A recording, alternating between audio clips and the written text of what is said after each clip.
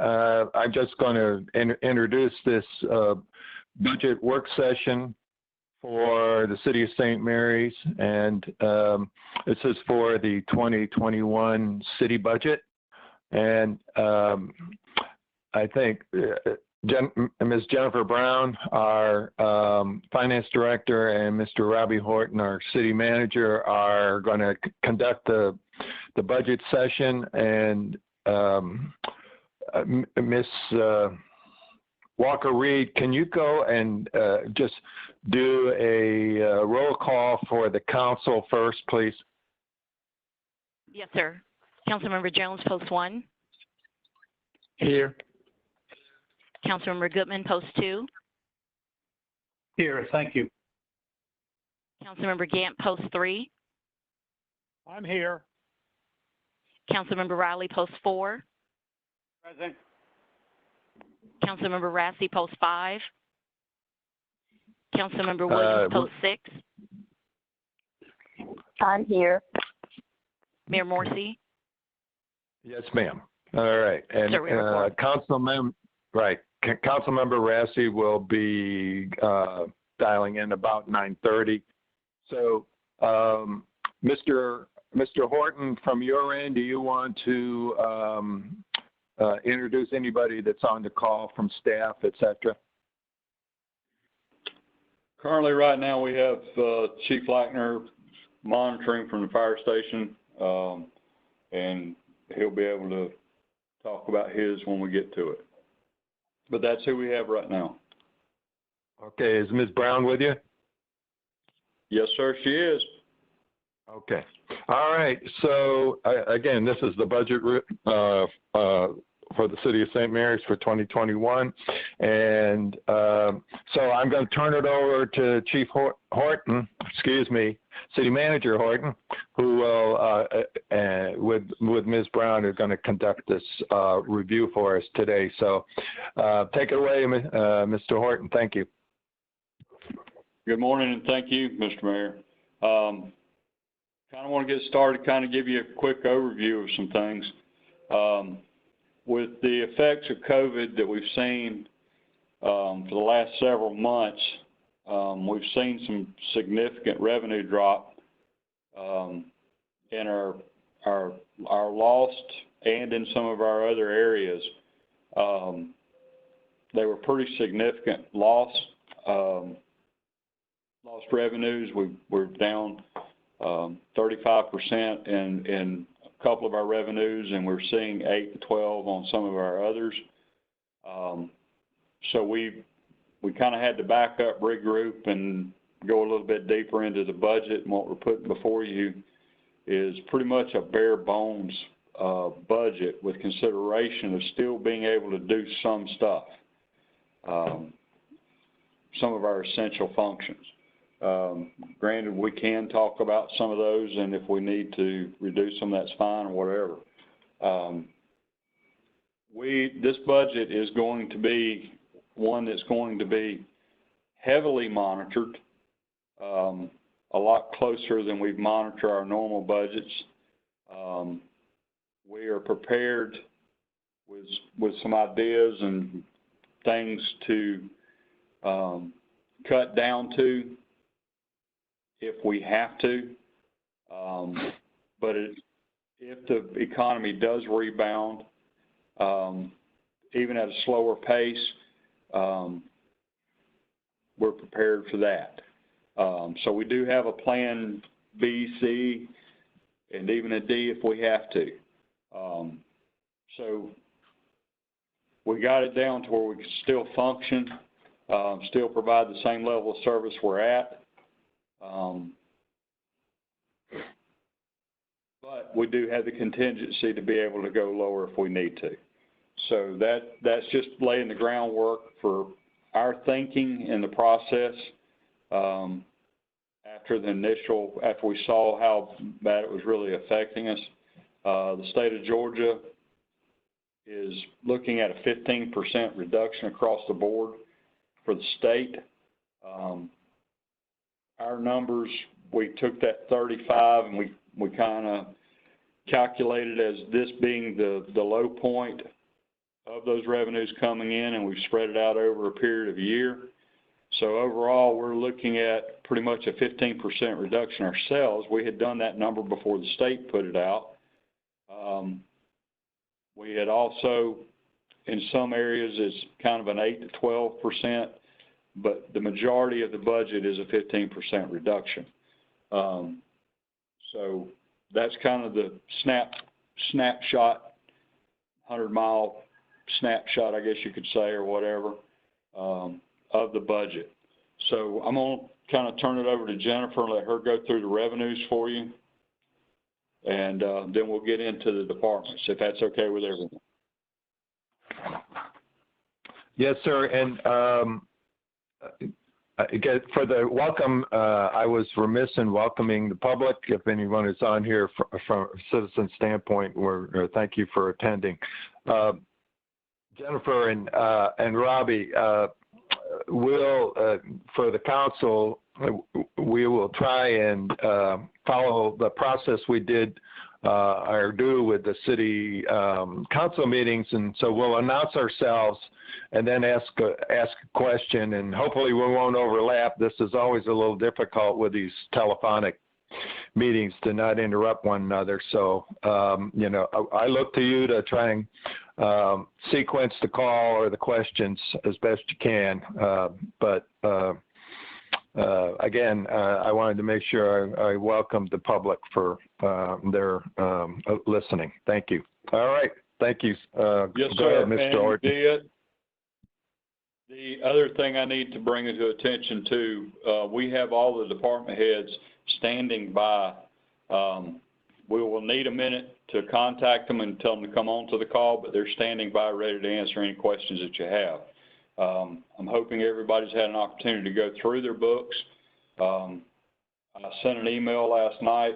Mr. Riley was gracious enough to send a bunch of questions and things of that nature, so I forwarded y'all his questions. Hopefully it'll help move us along a little bit quicker. So I appreciate the questions, Mr. Riley, and but that's just time. So I'm going to turn it over to Jennifer and let her go with it from there. Good morning, everybody. Good morning. So just to start with the property tax revenues, I know there was a question on that and why there was a drop anticipated there. The reasoning behind that is that you do have people that have lived here a long time that may be on a fixed income that are not able to pay their property taxes when they are billed.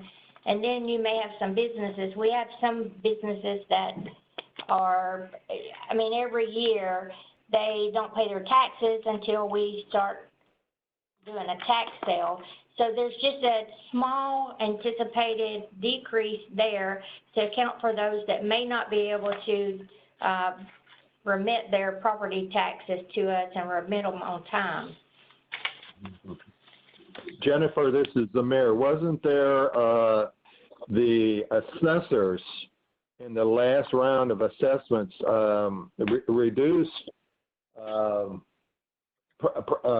properties? The year before they had, or in the 2 years before, I think they had incrementally increased the assessments. But I know from a personal standpoint, my assessment went down last year. So that affects this number also, right? It does affect that number somewhat, yes, sir. Most of the anticipation decrease there, though, would be people that were unable to make their property taxes and pay them on time. The next one is the personal property taxes. There was a decrease in that. We've already seen a decrease in motor vehicle taxes that have come in this fiscal year, and we're anticipating a pretty good significant decrease there due to the fact, I mean, if you look at Subaru, they're trying to find somewhere for their cars, which it has been a positive for the city of St. Mary since we had some land that we could lease to them. However, on the motor vehicle side, you can tell that the vehicles are not moving, people are not buying vehicles like they were. Therefore, we're anticipating a drop there. As Robbie had stated before, with the COVID, we just went through, I've reached out to counterparts, reached out to other cities, city managers, talked with them, researching, as Robbie had stated already, the state is looking at a 14% decrease. Therefore, we just went through and anticipated that decrease across the board. So that's where we have landed with our revenues at this time. Do y'all have any specific questions on any of the revenue line items that you want more detail on? This is Jim Gant. I drop all the way down to the bottom, and I noticed that on total revenues that the department amended number was 9.8 million, and the last year was 13 million. You ended up with 12 million. So how did you get from the department amended 9.8 million to going up to 12.1 million? Well, if you notice that when we did the department amended, when we do that one, we don't include any of your fund equity in that total. So when we do the final review budget, that is when we actually plug in what we're going to use for fund equity. If you looked at your adopted budget FY 2020, we had $1.185 million budgeted there for fund equity, and for 2021 it's 1.319 billion, which is 11% increase. Also, in your rental income, we didn't know at that time we were going to be getting some revenues from Subaru. Therefore, we were actually able to add the July payment in there for your Subaru. And then your miscellaneous income is one of those last numbers we also put in there as anticipated. Where is the Subaru number? It's in rental income. It's 38.1 thousand. Okay, okay, that's Subaru. Okay. Yes, and then also we didn't have the big grant in there, which is the boating infrastructure grant, which was I think it's 1.19 or 1.18 million, and we hadn't had that number in there yet also. Okay, I got that. And that's the operating transfer in. That's correct. The fund equity line, you get that number from our general fund equity and then plug in from that? That's our general fund equity that we are anticipating to use. Of course, in your FY 2020 budget, I don't foresee us going near the 1.185. Actually, right now, with all the budget adjustments during the year, we're at 1.3 million plus. I don't anticipate us going into that number near that amount.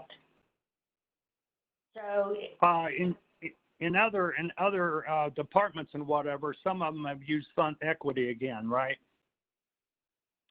Only in other funds.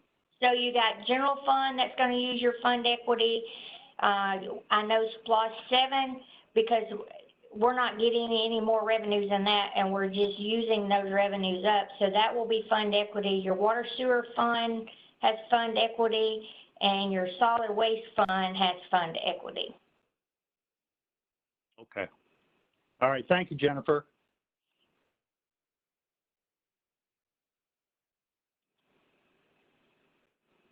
Anybody else have any questions, or are y'all ready to move on to the expenditures?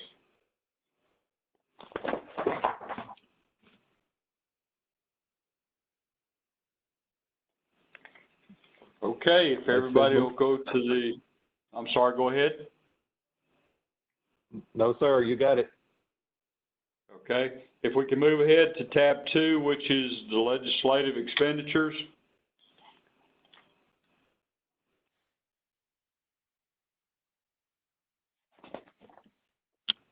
Okay, guys, what I'm going to do is basically, you've got those numbers in front of you. If you have questions, please ask them. If you don't have questions, we're going to move ahead. We're trying to cover the whole thing. What we normally do in an 8-hour day, we're trying to do in 3 hours. So, Right. Robbie, is kind of this is the- Jim Gant. This is Yes, Jim Mr. Gant Gant. again. Too early to be talking, but anyway, I noticed that the DDA is, I guess this is pretty much the city-funded part of DDA. So they have a reduction in their operating revenues from the $30,000 they had in 2020 down to $17,500. Do I read that correctly? Wait a minute, I'm trying to catch Yes. up to you. Yes, sir, Yeah. the reduction there is the Camden Partnership. Mhm.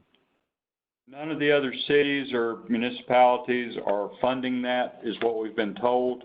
And we have been told that it is actually, there's a potential Mr. of closing. Yes, sir. Mr. Horton, I'm sorry to interrupt you, sir. but Dr. Sepp, the president, called me of the Camden Yes, sir. Partnership. So they have obtained funding. So that was going to be one of my comments, is that the 12.5 that was reduced probably needs to be added back in, because it does look like they will stay open. And so if you'll just mark that as something that may need to be adjusted back to 30,000. I know it's going in the wrong direction, but we took it out in anticipation of, and they have been able to find a lifeline to continue operations. Making a note as we speak, sir. All right, so my only question had to do with, could you tell us what the, well, never mind. I see you took it out. It was what was the computer software that you want in capital outlays that you wanted, and you determined that you're going to hold off on it, looks like?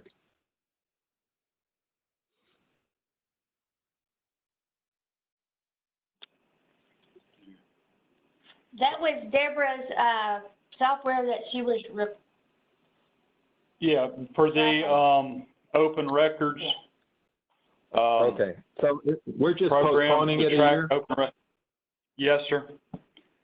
Okay, that's We're all. going, I mean, if we see the economy come back quicker than what's anticipated, and we see us going to the plus side, these major things that we have cut, we will evaluate as we go through it, and this is for every department we've got, and see what we can fund realistically,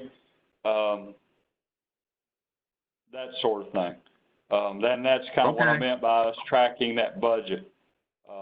So we'll look, we're going to, at the 6-month mark, we're going to go have an in-depth review of the budget to determine if we need to add back, take more away, or whatever, along with every month, I'm sorry. So hopefully that'll help. All right, I've got thank one you other very much. Questions on legislation? Go ahead. I've got one more question under legislative, marketing. What are we marketing under legislative?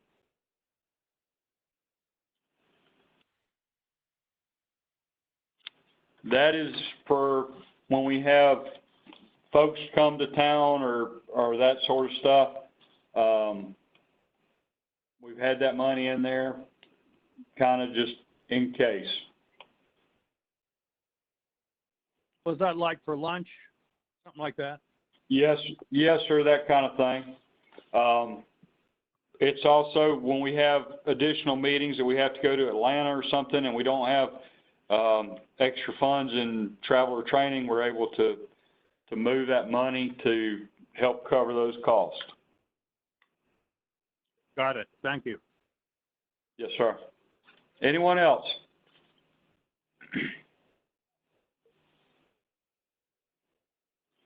Okay, going once, going twice. We're moving to tab 3, which is executive expenditures. Robbie, excuse me, I had the mute Yes, button sir. on. I was talking to the phone and not you. Sorry about that. Oh, okay. I had a question on the office maintenance for the new council audiovisual system. I thought that we had some sort of warranty and repair service bought with that. And the second question is, why is that so much more than the old system, being a brand new system? Are we working with them to try to get that cost more reasonable? What's the number you're looking at, Mr. Riley? I'm looking at the in other purchase services in the executive, and it's the maintenance. I asked why that went up by $4K over recommended, and the answer I got back was office maintenance has increased for the maintenance of the council chambers audiovisual system. Well, it's a computer-based program, and there is an annual cost that's associated with that, like any software that you purchase or whatever, and it has to be maintained in it. The warranty that you're referring to is on the actual equipment. If we get a camera go bad, or if we get microphones go bad, then there's a warranty on the hard items. But the software, that's where they tap into for that annual cost. So that's a fixed cost? You're buying a maintenance contract for the software? Yes, sir. Okay. I think it's expensive, but we have to do what we have to do to keep it operating. Thank you. Yes, sir. Anyone else on legislative? Okay, if everyone will move to tab 3, which is executive.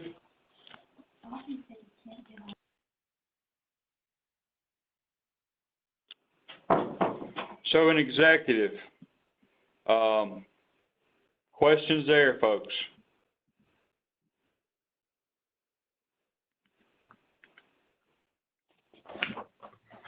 Rob, this is the mayor. Yes, sir. Let's see. This is a structural question, I think, the umbrella question for the whole budget. This whole, we always talk about group health and dental and the impact to the overall budget. Some years were very effective in controlling that cost, but what was the overall percent change in the group health and dental? Because we're going to see this in every one of these tabs that we look at, that the change. It's if you compare it to 19 and you compare it to 20, it's all over the map. But could you just give us a brief overview of what happened to the whole group health and dental with this particular budget? Yes, sir. We've seen a 5% increase in the group and health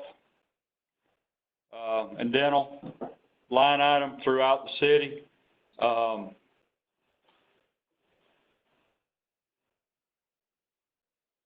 I'm sorry. That is, as most of you know how insurance works, the more use you have, or if you've got medical issues in your coverage, you start seeing a growth in that. But we've seen a 5% increase in that line item.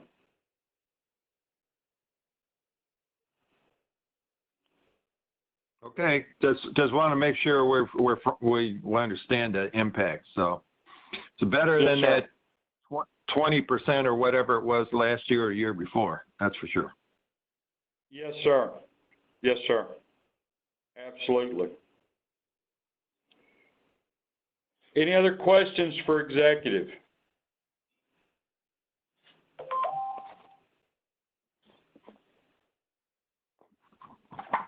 Okay, if we have no further questions for executive, we will move on to tab 4, which is the finance department.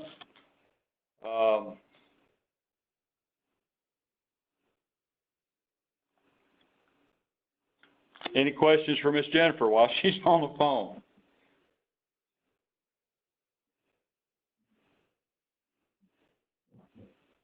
No, I think this, as we start getting in individual departments, if you look at group and health, and then retirement contribution, and I understand that's a mix. I did want to ask a quick question on that, but the group and health dental is a good example of what we're facing here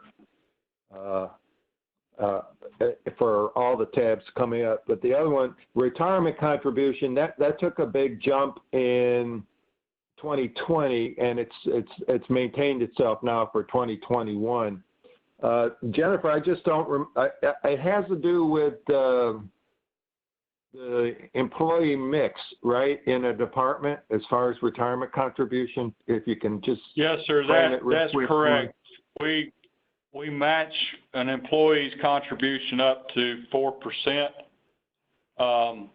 depending on what they contribute in. So we've had, we've got some that have come in and put more of their money into it. So we're matching that money, according to personnel policy. So that's the reason we're seeing an increase in that. On that line item too, though, is my department is where the GMA retirement goes into.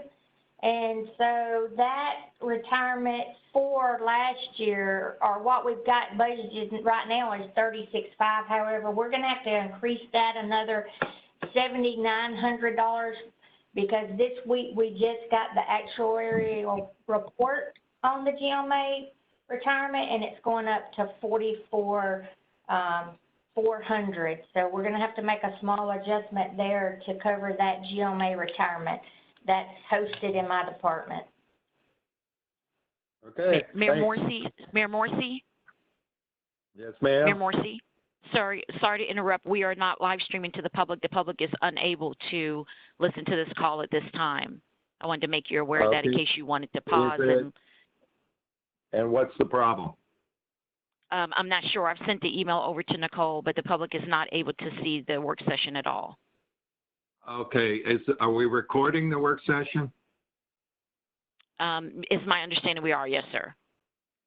Okay. All right. So we are recording it. We need to continue, but we need to get this live streaming fixed. Okay. Yes, sir. Just give us an update on that. Thank you. We can't postpone this. Thank you. We need to continue as long as it's being recorded so the public can look at this later if they're missing a portion of it. Is that correct? Just to be sure. Well, I can try to get the attorney.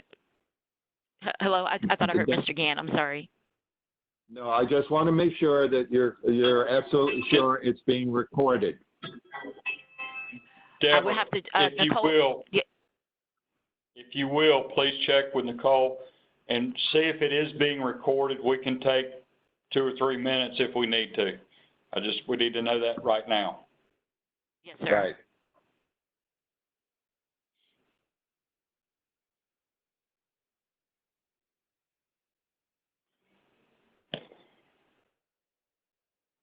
Thank you for your patience, everyone. I think we just make sure that the recording's going. I hate that this is happening, but I'm sure Nicole's trying to fix it right now. But okay, we need to Mr. Mayor, we just heard back. I just heard back from Nicole. On her end, it is live streaming, and we are being recorded, so we can continue. All right. Thank you, sir. Yes, sir. Thank you, Nicole. I've got two. This is Jim. I've got two quick little questions. Yes, sir. Are you ready? Yes, sir. The one is the tourism line item. Is that the only monies that goes over there, or do they get part of the revenue from rentals and what have you? What does that represent? The 28,000. Tourism gets 100% of the revenues that come in for hotel motel tax. It goes straight to them. That money covers the $13,000 for fireworks that covers for Starry Night. And then I think there's some money in there also to help with marketing. Yeah, okay, I see that now. And So the only the other general- little question go ahead. So they get 100% of the revenue that comes in for the hotel motels, plus the general fund is supplementing them $28,350. And that's for the extras, like fireworks. Okay, I got that. Yes, Yes, sir. What does CGRDC mean, dues? That's our CRC dues that we have to pay every year, and it's based on population. What We is have- CRC? What is that? The Coastal Regional Commission is, there are 12 regional commissions in the state. We're in the Coastal Regional Commission. They provide backup services and administration for a lot of grants and programs from the state, and then they download those to the various municipalities and counties. And it's comprised of about 12 counties on the coast, and there's 3 members from each county, the city, the county, and an at-large person. So there's about 40 people on that board for the Coastal Regional Commission. They also provide services for senior center management and a lot of social welfare programs and transportation. They do the CRC coaches that you see around, Coastal Regional coaches. Okay. We are a member. Okay, got it. And they also do the, oh, help me, Rob. Is it the DRI? They also assist us with planning, Yes. support, and things of that nature. They coordinate the regional DRIs for development. They also assist with grants and things of that nature. They just have a wide range of support functions for governments. Thank you.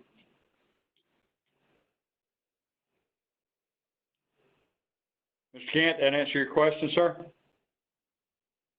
You got it. All right, sir. Anyone else have any other questions for finance?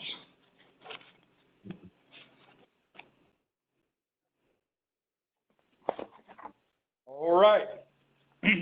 Moving ahead to information technology.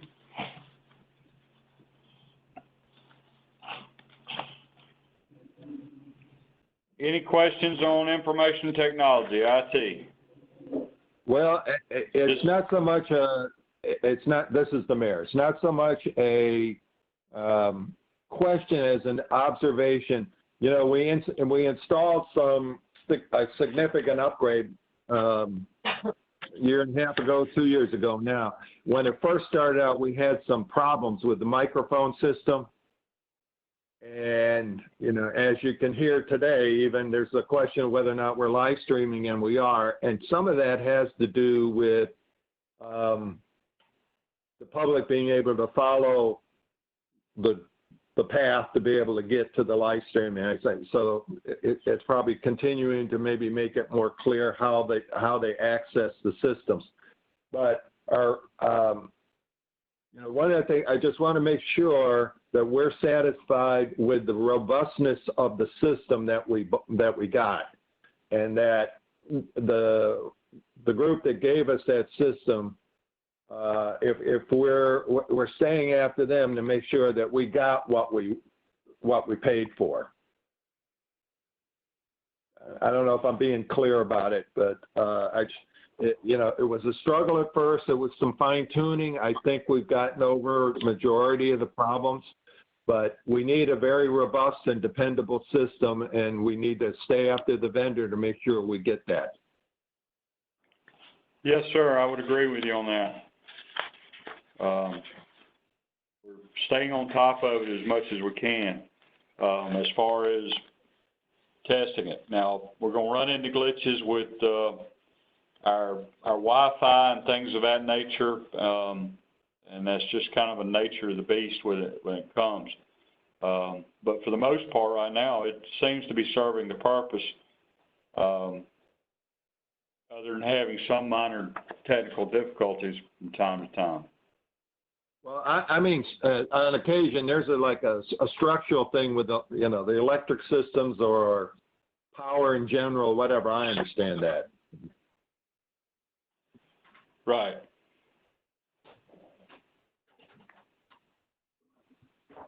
So are you asking a question? I mean, is it robust enough? Is that what you're asking? Well, no, it's just an observation. I was saying it just needs to be, you know, robust so that we're not dealing with constant problems. That's all. Yes, sir. Yes, sir. I understand. Mayor Morrissey? Anyone else have any other comments?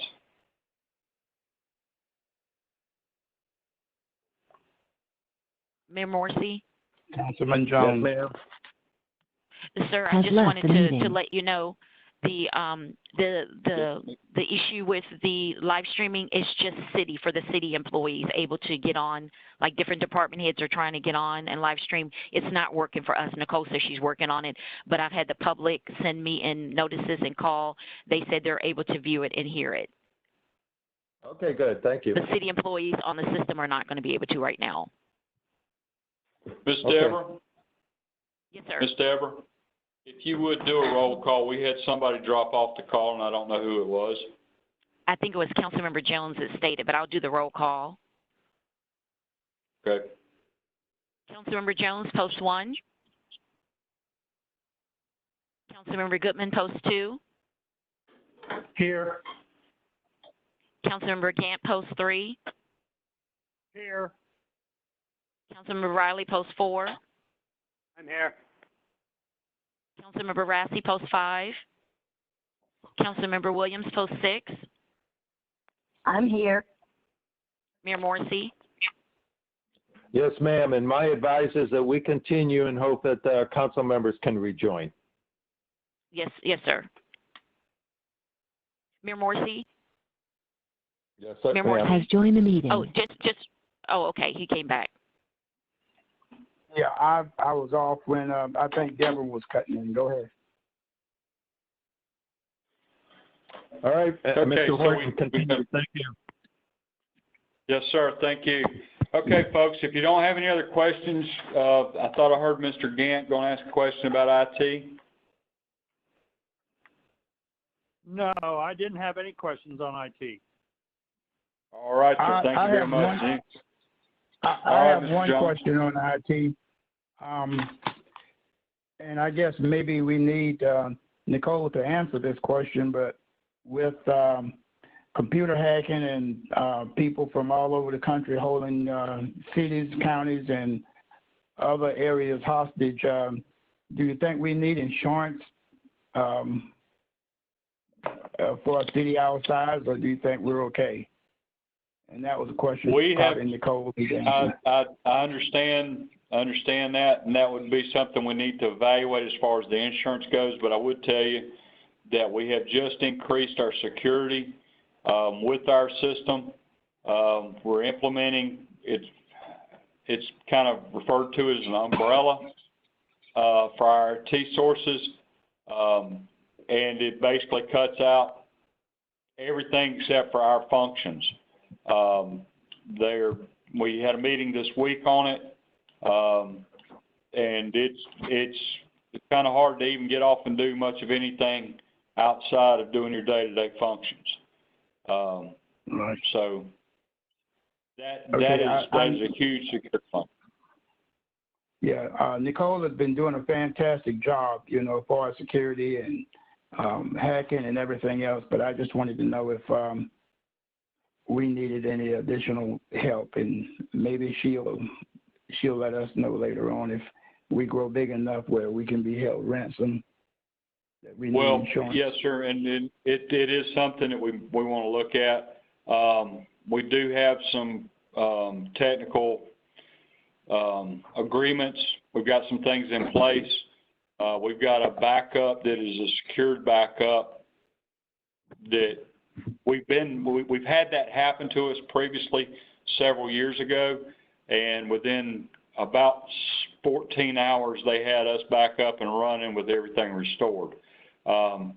Just FYI, one of the reasons we're having problems getting our department heads online right now is because of that umbrella. Good. And so that's been one of the things that's holding us back. So it's working. We just got to do some tweaking and adjusting to it. Thank you, Mr. City Manager. Yes, sir.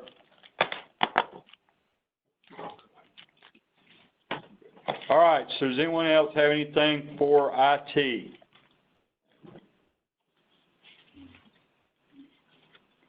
All right, ladies and gentlemen, let's move on to number 6, which is human resources. If we need Ms.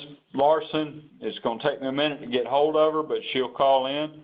So does anybody have any questions for human resources? I have one question. This is Jim. Under Yes, sir. other purchase services, it went down considerably, and I see it for appreciation and whatever else. It says employee appreciation and safety and wellness grants, but that's significant reduction. What happened there?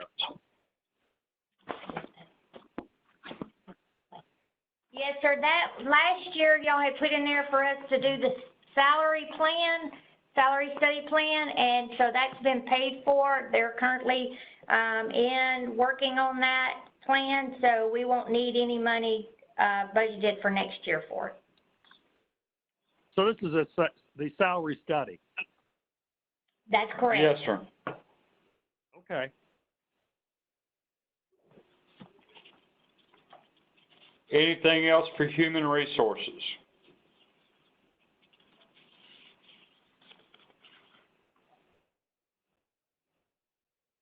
Going once, going twice. We will be moving to general government building expenditures, which is tab 7.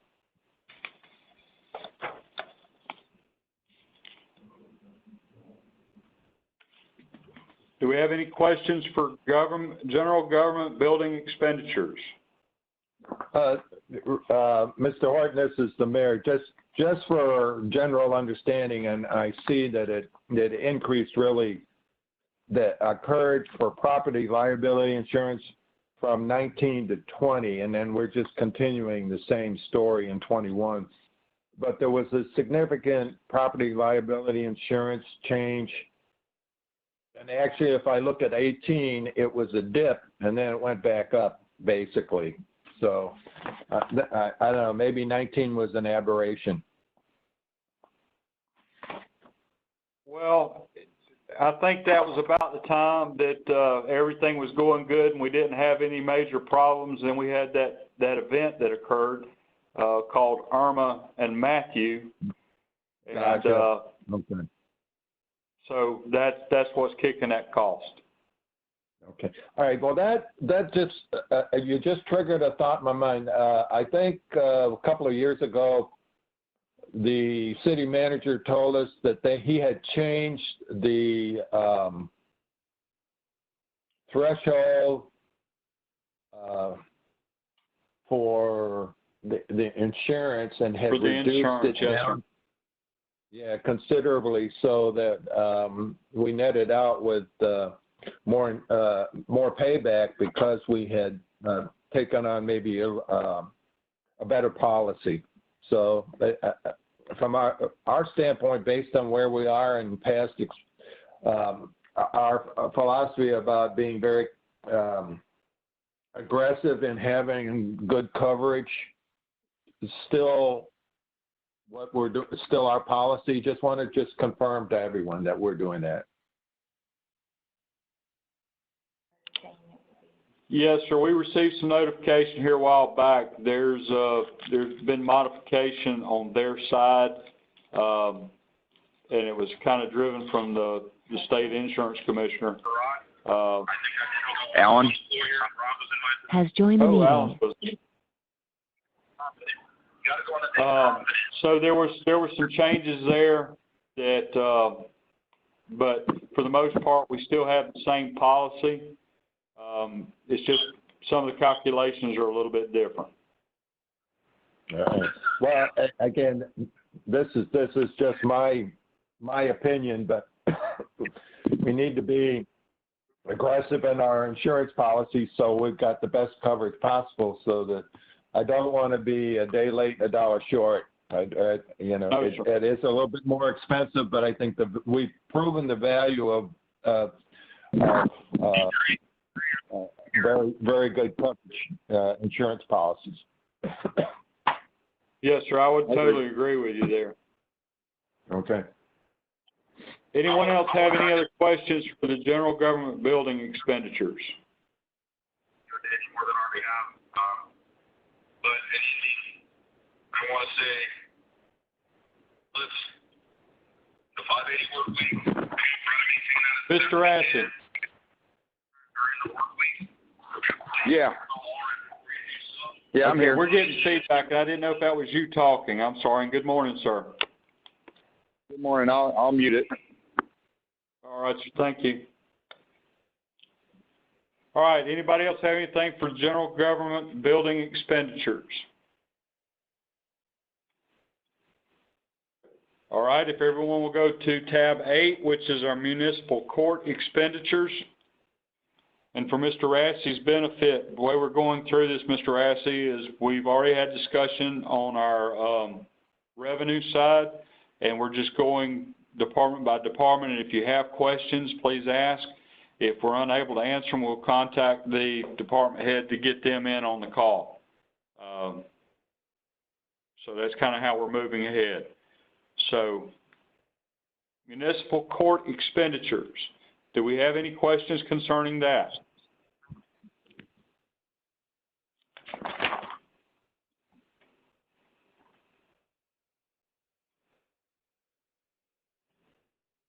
Hey, Jennifer, it's the mayor. Because of the slight disruption in the court, without going back and looking at it, are we taking any kind of a dip in revenue from the municipal court side at all, or did you anticipate anything like that? Well, you will have some just because it's going to be delayed because the courts, they're not holding courts right now. But you're also saving on the amount you're paying the judge because he gets paid per session. If he's not in session, he's not getting paid. So. Okay. So a little bit of a wash. Yes, sir, this time. I mean, people that's getting stopped, you're still going to have people that's going to pay their tickets if they're not mandated to court. But if you got some mandated to court, then you may not be seeing some of that revenue.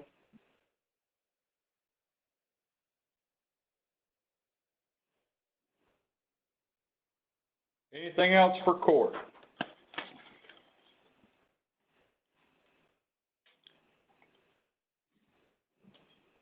Okay, we're moving on to tab 9, which is the police department. Yeah, Bobby, would y'all like to have Chief Wilkie on? Say again? Go ahead. I was going to ask the question. It's Dave. Yes, sir.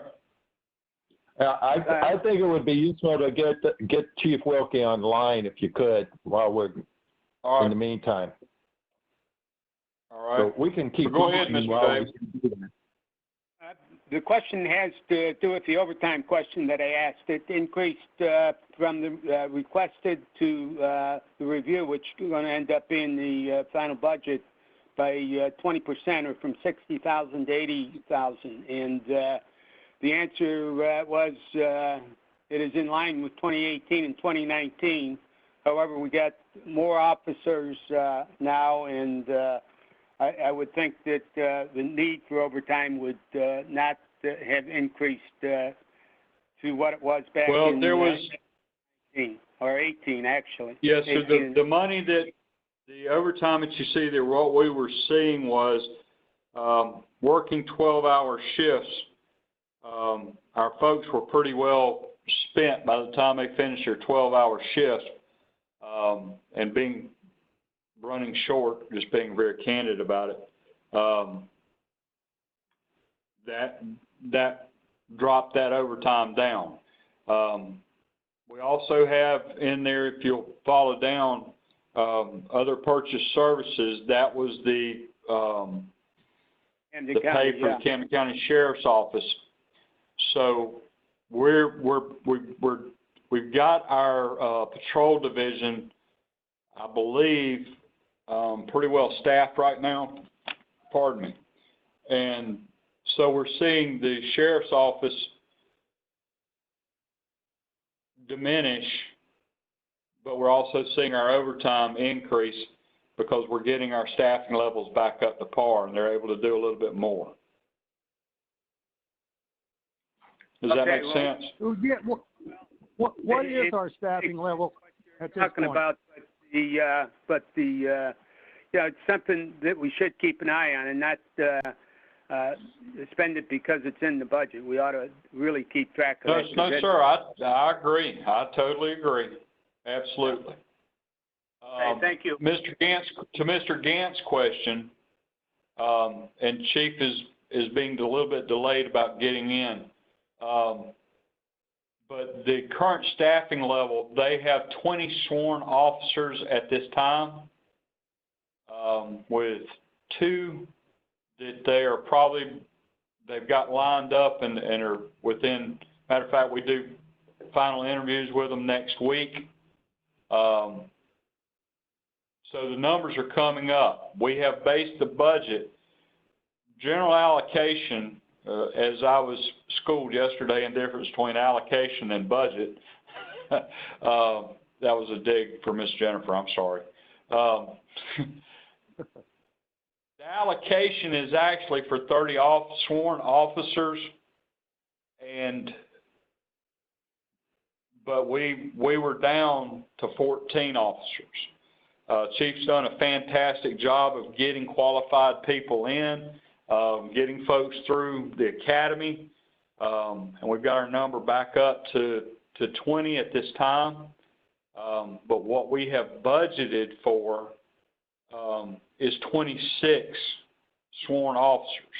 And what that'll do is that allows him to have a complete patrol division. He'll be able to reopen his investigative division, and it will also allow for 1 dog handler. So that's what you're seeing in his employee section at this time. Alan? Has left the meeting. All right. Again, this is the mayor. As our council members drop in and out, depending on their need, we just need to continue, Mr. Horton. As long as we're live streaming and recording, we're good. Yes, sir. I agree. That's fine. So, Mr. Gant, did that answer your question, sir? Well, just a note. Historically, we've never been able to reach our goal for staffing the police department, sworn officers. And I certainly support what Chief Wilkie is doing here, but we also need to monitor it because it may be that we can't reach again exactly what our goal is. Yes, sir, and that's one of the reasons why we went ahead and notched it down to 28, and we've actually staggered that hiring of some of those additional 80 officers. By the way, they also have 4 office personnel. One's an evidence technician. But that kind of skews that number. But we've staggered the hiring of those officers. Like he's got 2 that. Chief Wilkie, is that you, sir? Okay. But we've staggered the hiring of those officers. If they're coming in by the academy, we're figuring sending 2 at a time to the academy. and that would build out the rest of the year. But what we've done 2 initially, and then in 3 months, we've got it up to, I think we've got 4 of them for the remaining portion of that year. And that's kind of how we staggered that. So that's kind of how we did it. But we are monitoring that and pushing on that. Thank you. Yes, sir.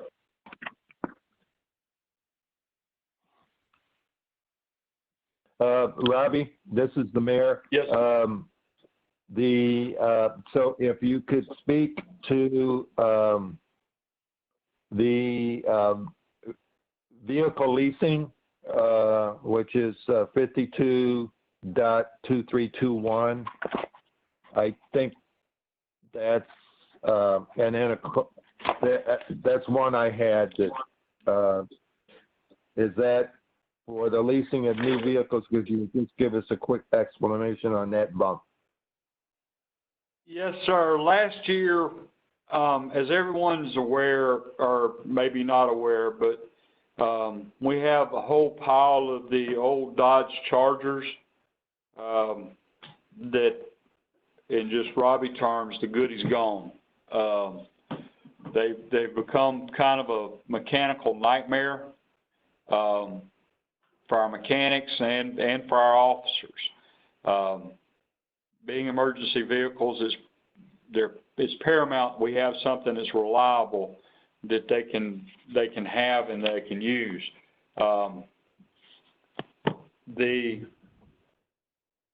So we've got into the enterprise with them 2 years ago, and we have some vehicles with them now, and I want to say it's like 4 vehicles currently.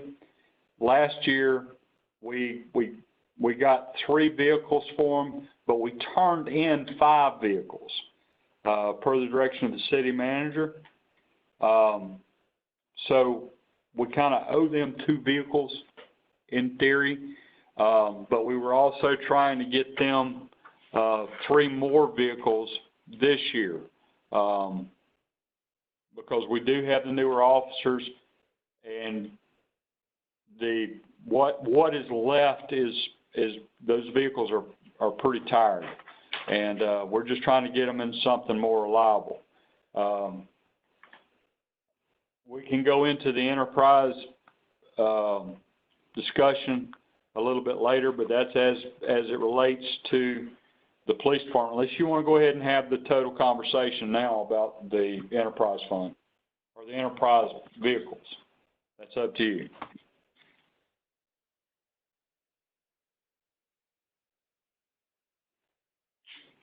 Does that answer your question, Mr. Mayor?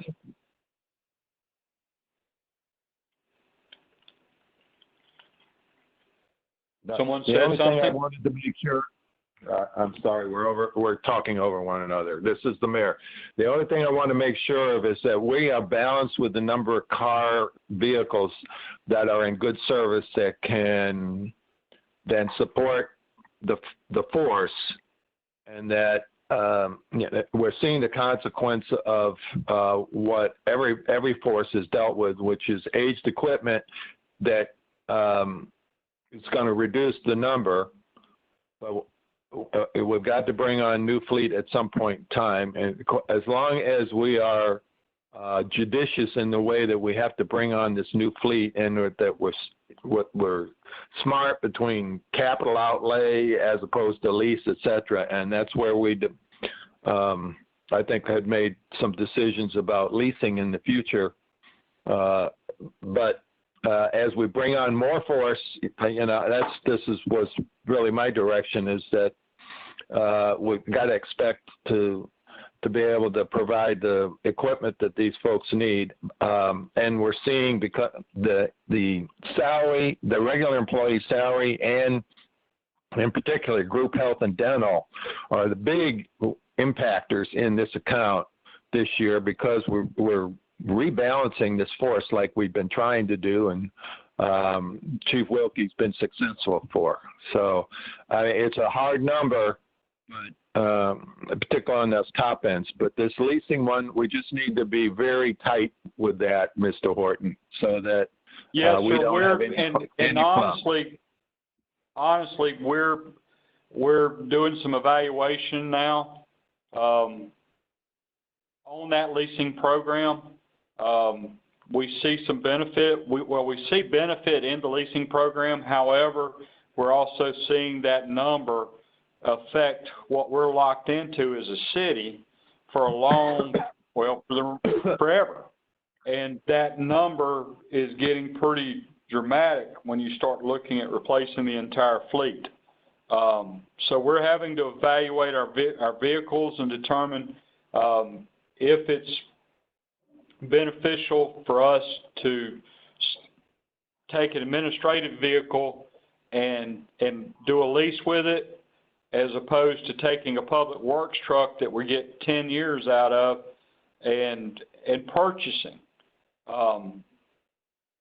So we're going through that exercise now. We just, to be honest with you, I mean, 6 months into the position, or really a little over a week in the position officially, we haven't had a whole bunch of time to spend on it. We've done some analysis and so we're digging into that a lot deeper now.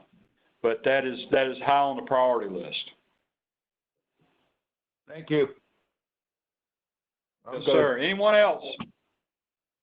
Yeah, this is Dave. Whoops. Yes, sir. The question I have, and you can probably cover this for all the 3 departments we're going to have, and that's our new radios and the maintenance costs associated with them. It appears that we've really gone at least up much higher than I thought we would with new radios, and we had taken out a loan to buy some radios last year. So if you could just take a minute to explain why they've increased the level that they have and why the maintenance cost is so high, I'd appreciate it. Thank you. Yes, sir. In the police department, I can speak on the whole subject matter. This is one of those that I've been in charge of since the beginning. Right. In the police department, the prior administration opted to go to strictly portable use for its officers, meaning that they did not want to have the mobile radios in the cars. So they were going to rely strictly on the portable use. That was the decision by the administration at that time. Chief Wilkie, and I agree with him on this and agreed with this thinking prior to Chief Wilkie coming aboard. Those mobile radios are critical. It allows to have redundancy for the officers and officer safety. It has additional features that allow for officer safety. A portable radio, the battery can go dead, and as long as the car is either running or it's connected, you've got more reliability there. In the fire service, we have the mobile radios and the portables, and we felt it very critical for safety purposes to have both of them. Chief Wilkie has money in his budget for mobile radios for his vehicles. He's getting some. He has gone after a grant to help cover some of those costs. So that is some of the purchase costs for radios that you're seeing in his budget. The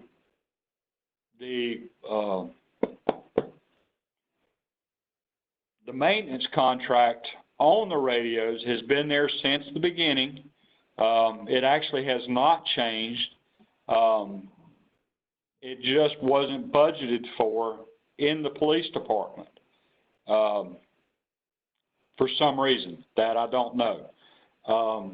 The reason that is what we have that is, one, is on the actual hardware, the radios themselves, and the infrastructure, but it also covers the software costs because this system operates off of a computer-based system, which gives us the digital side of the house to be P25 compliant according to FCC regulations. I don't know if that helps or confuses things. I'm trying to make it as simple as possible without getting too much further into the weeds. So, Mr. Riley, does that help?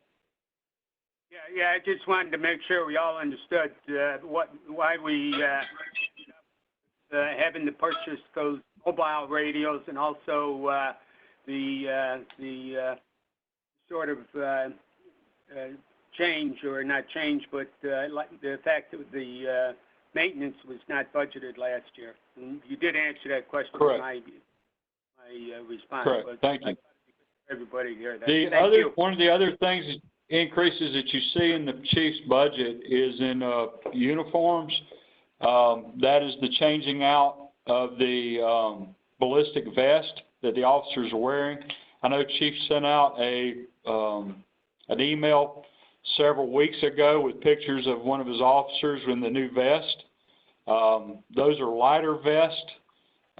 They put less stress on the officer themselves, health-wise. So when they're standing out directing traffic in 100-degree temperature, it's got a little bit more breathability to it, and it has a higher ballistic rating than the old vest that the staff was currently using.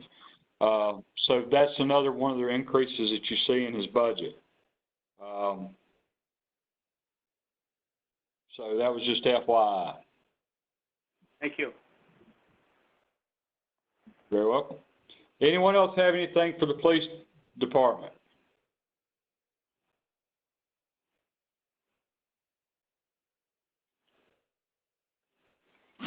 Going once, going twice, and we're moving on to the fire department. Chief Lattner, are you still on the call, sir? Yes, sir. All right.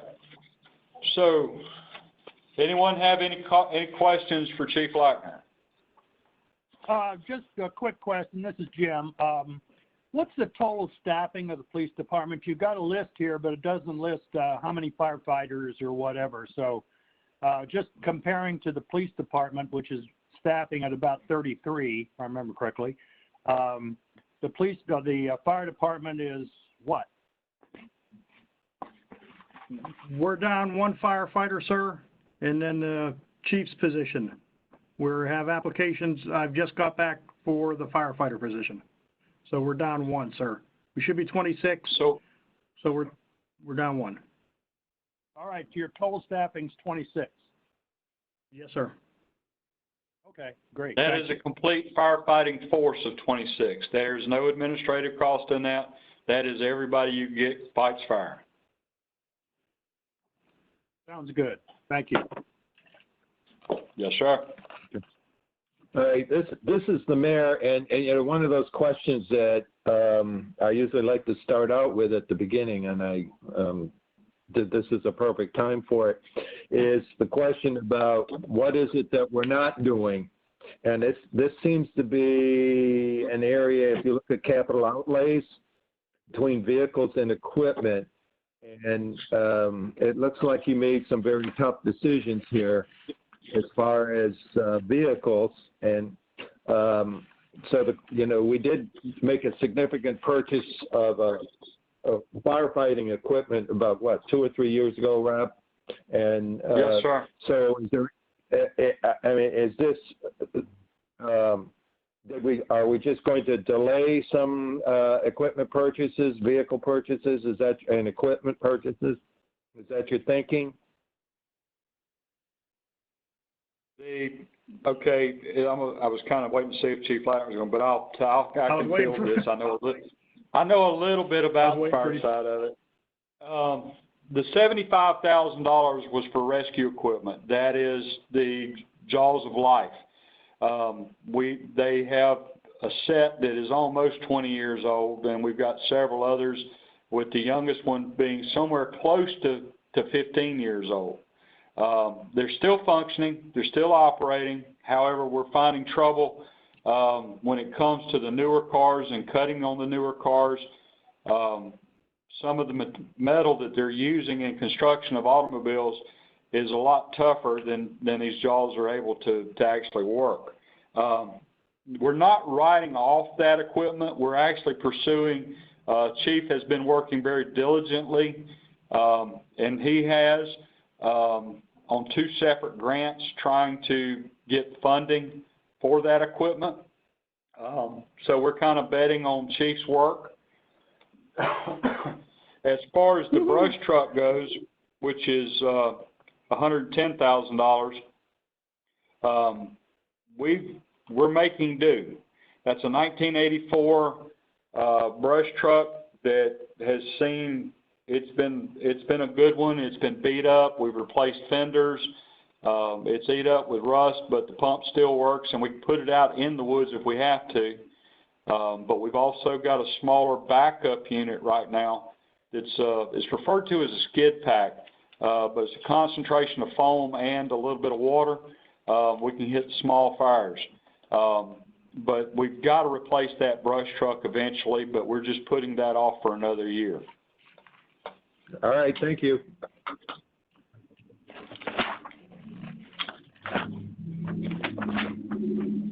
Anyone else have any other questions for the fire department?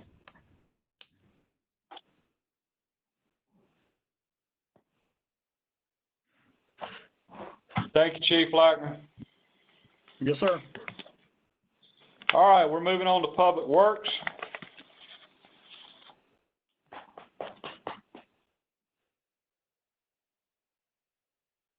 If you'll give me just a second, please.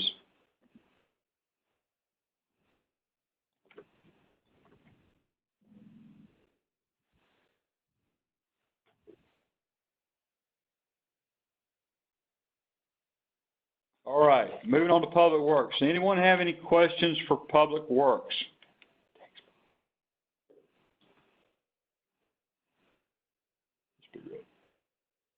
Robert, this is Artie.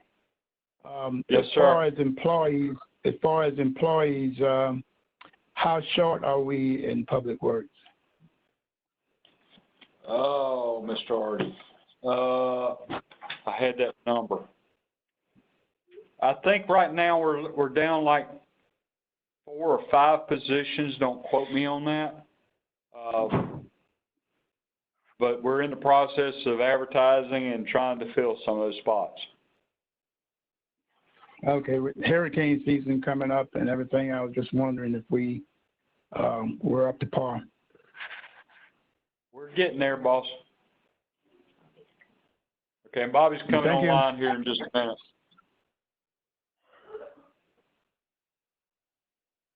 So, any other questions as in regards to Public Works? Again, you can see in vehicle lease, which is 52, 23, 21, you can kind of see the impact of the lease. How it's affecting that line item as well. Bobby? Has joined the meeting. All right, Mr. Marr is online if you have questions for Mr. Marr regarding Public Works. Good morning, Bobby. Good morning.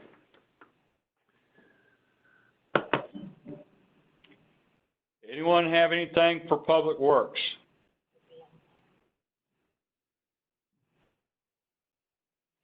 Okay, moving on to tab 12, which is Highways and Streets.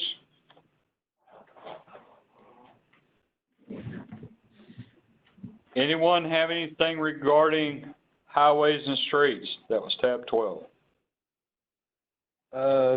Yeah, this is the mayor. The only one I'd ask is if you could probably give us some background on capital outlays, site improvements. Yeah, talking about why the 200,000 was removed? Well, Is that the question, Mr. Mayor? Yes, sir. Well, I mean, if you look at a little bit of history, depending on obviously project work, between 18 and 19 and 20 are so vastly different from one another, so it's got to be a project-driven effort. So if you could just describe what you wanted, what you had hoped to do, and what we're going to do this year, probably just for everyone's benefit. All right, yeah, the money was initially put in to cover the traffic signal at Colerain and Winding Road. However, the study came back that the signal is not warranted. So that money was removed because we're not gonna be able to go to construction for that signal. So Okay. the anticipated thing. Is that Yes, sir. a recent study that we tried to get so we could change the state's mind on that signal? Yes, sir. Yes, sir. That study was done just a couple months ago, finished up. Whoa. And it was done by a company called Atlas, which used to be Moreland Altobelli. Uh-huh. You know, which is the same design firm that's doing the road. So they already have all the geometry and all that stuff that was going in.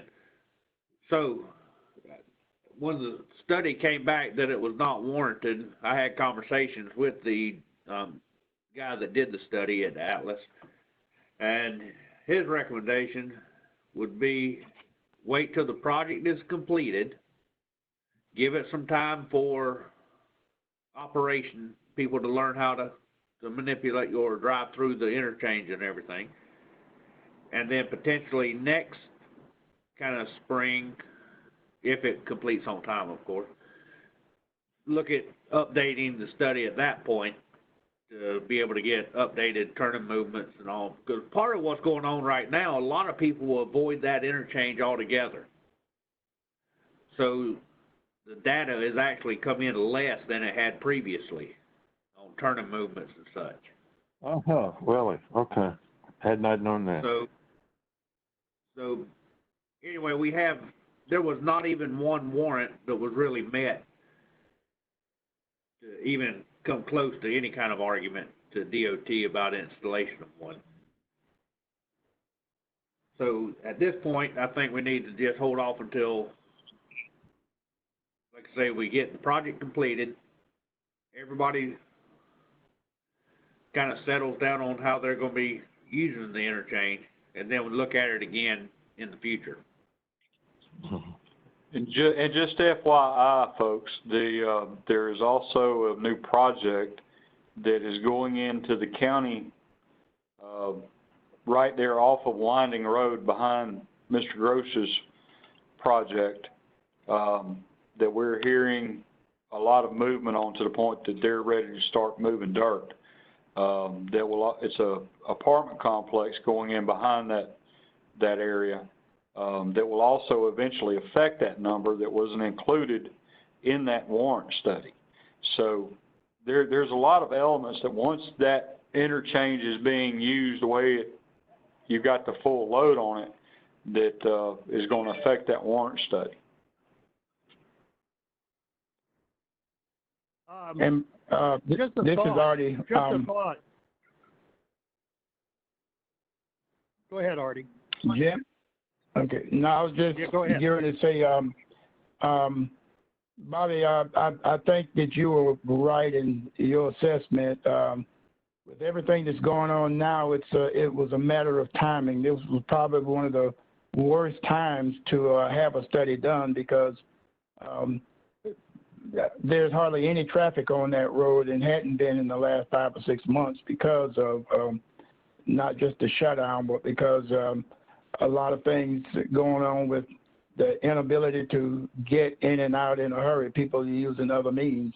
But once it's functional, I'm sure that it'll say that a traffic signal is deserved in that area. So I guess we just have to be patient.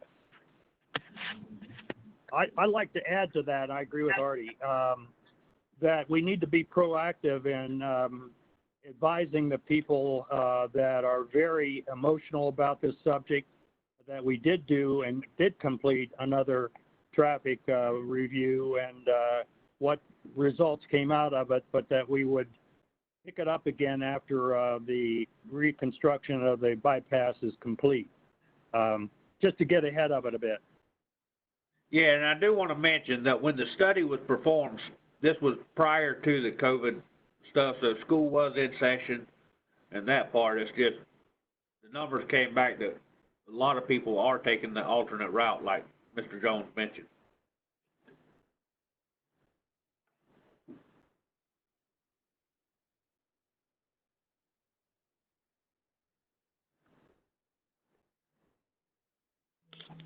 Anybody else have any more questions in highways and streets? Goodman. Yes, Mr. Goodman. Okay, regards to street lighting, Ms. Shirley Sustrom's made a very, very valid point at a council meeting one evening regarding the darkness on residential streets after the Georgia Power refitted our light fixtures. I think the problem is that the old style fixtures had a globe on them that diffused the light outward from the lamp itself up and down the block. And if you look at the new LED fixtures, you don't see the bright bulb and there is no diffuser, and all of the light is pretty much restricted directly beneath the light fixture. Now, we are going to net some savings, some operational costs with the efficiency of the LEDs, and I would like to see some of that put back into lighting residential areas particularly. And it's a time to do it because with crime increases and more people walking and, pursuing pedestrian activities, we just need more light on the streets. If we can net out the same amount of cost once the capital outlay is out there, I think it's worthwhile to pursue looking at adding additional LED fixtures. And that's all I have on that. Mr. Goodman, if I can comment real quick, the LEDs actually cost just a hair more than the old lights we had. I don't know if that's because of the Georgia Power's capital outlay on buying all the LEDs, offsetting the cost because they already owned all the old high pressure sodium lights. But anyway, the cost now is just slightly higher than what it used to be on the old style lights. All right, but at some point that has to be amortized. Yeah, the cost that we pay Georgia Power is a flat fee for the lights, and there's not a point in the future that kind of goes down, if you understand what it's a. I do understand, and there's a flaw in that because even if they cost more and they've been touted to last longer, at some point they recover their capital outlay, and we should be benefiting from that. Now I know that's Bobby, that's not something we can snap our fingers. That's Public Service Commission and a whole lot of regulation, and I respect what you're saying, and I do understand it. But there's a problem with that, and we do need more light on the streets. That was argued at length with Georgia Power. Matter of fact, we even delayed the LED changeover like a year or two, wasn't it, Jennifer? Because of that very salt thing there. Yes, thank you, Bobby. That's a good explanation. That is correct. Also, Bobby received an email from Georgia Power, and I'm trying to segue in, get him into this conversation. Bobby received an email from Georgia Power yesterday concerning the street light evaluation we requested in regards to Ms. Sessions' comments. We've just heard back on preliminary on that. So, Bobby, if you want to kind of fill them in on that. Yes, yeah, and basically she sent me a draft file to plug into our GIS, and I have gotten with Katrina, and matter of fact, I just got an email back from Katrina where she has put it into our GIS system to look at so that we can see where those potential needs are for additional lighting. So that is just happened as of 10:07 this morning. So, and I have not had a chance to start even looking at that map, but that is where that Thank you for the currently follow-up. stands. So, and the only thing that we're trying to still get from Georgia Power is what kind of broadcast range do the lights have? And it changes with wattages, of course. But some cases it might be that we need to increase the wattage on a light to make it broadcast out further. It could be a matter of diffusers, like you mentioned, Mr. Goodman, or it could be additional lights. But until we actually start laying it out on the map, we don't know what the final answer is going to look like. Thank you, Bobby. You're welcome, sir. All right, anybody else have anything for highways and streets? Which brings up the question, are we going to have the, what do you call it, the bulletin board of projects that we'd like to see but can't right now fit it into the budget? What do you call that? The Parking lot. Parking lot. You know, parking lot, yeah. Parking lot. Are we going to have a parking lot? Yes, sir, we do. We're going to do that at the end? Say again, sir? Are we going to do that as part of the budget process? You know, if we got something like that, you just put it on the parking lot as we run into it as we're discussing. So if you want to put that additional lighting for side streets on the parking lot, that's a good spot for it. There you go. This Okay. is Dave. I've been write mine down on the side and intend to provide them at the end. So just the parking lot items. Facilitate. That'll be fine. That'll be fine. Anything else for highways and streets? And Bobby, if you can stay on with us for a few more minutes, and we'll knock out the rest of yours along the way. That's fine. That'll be fine. All right, folks. With that being said, if we will, let's move to tab 13, which is the cemetery.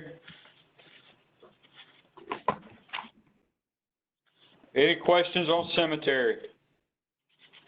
Here is one that we need another parking lot item. That's to solve the drainage problem in that one quarter of the cemetery.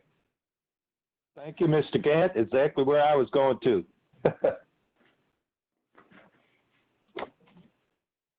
I'm writing it down now.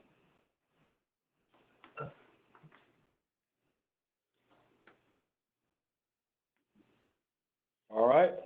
The payback on that project would be quite significant, incidentally. Yes, sir.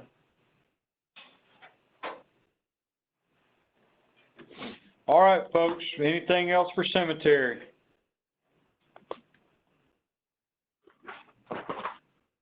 Going once, going twice. If you'll turn to page 14, which is the senior center, do we need Ms. Larson on the call?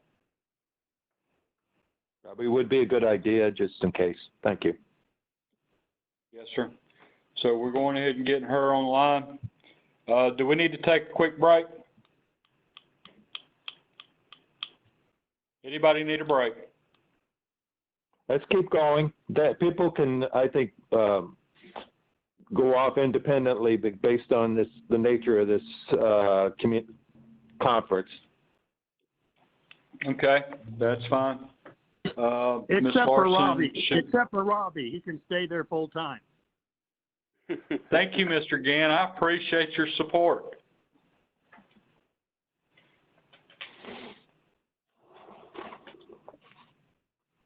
We're kind of waiting on Ms. Larson, so.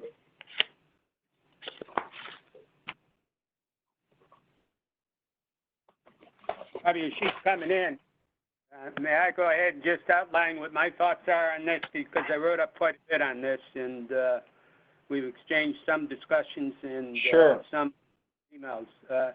You know, with the COVID-19 issues and restrictions, and plus the fact that we're dealing with the most vulnerable section of our society, being the senior citizens, you know, I think we ought to be shutting this down until we can announce a good date to open it so we don't put the citizens at risk.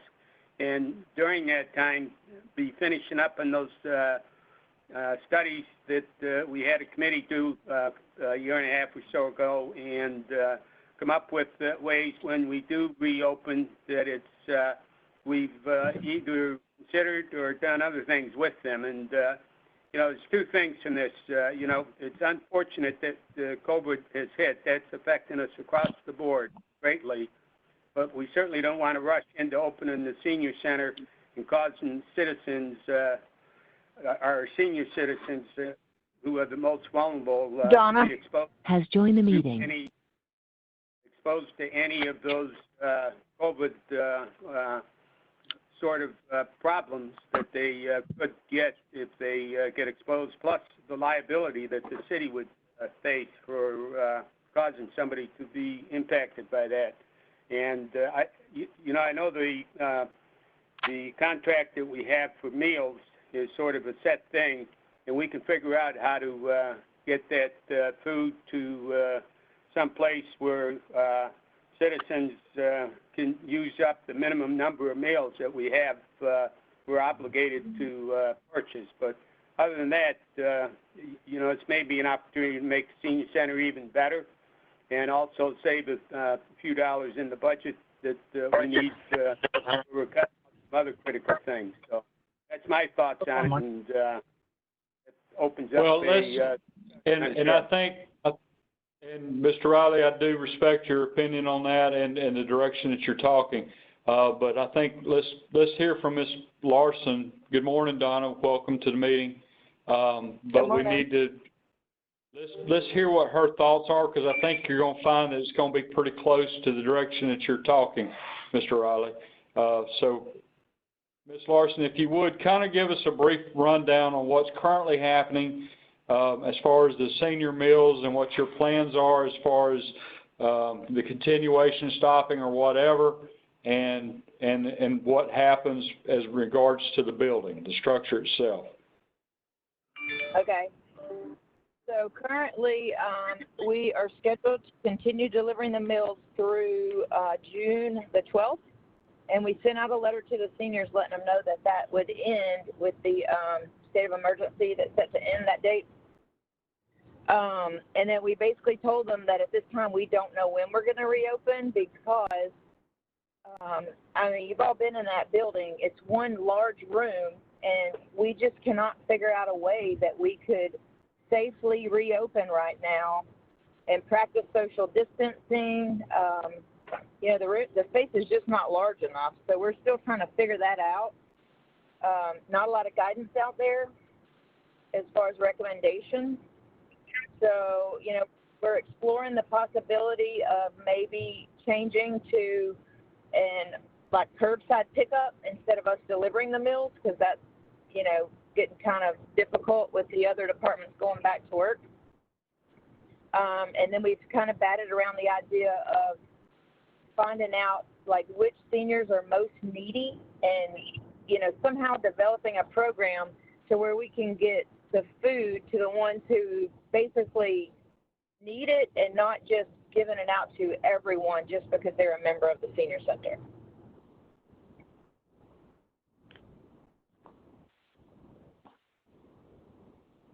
So that's kind of where we are with the program right now.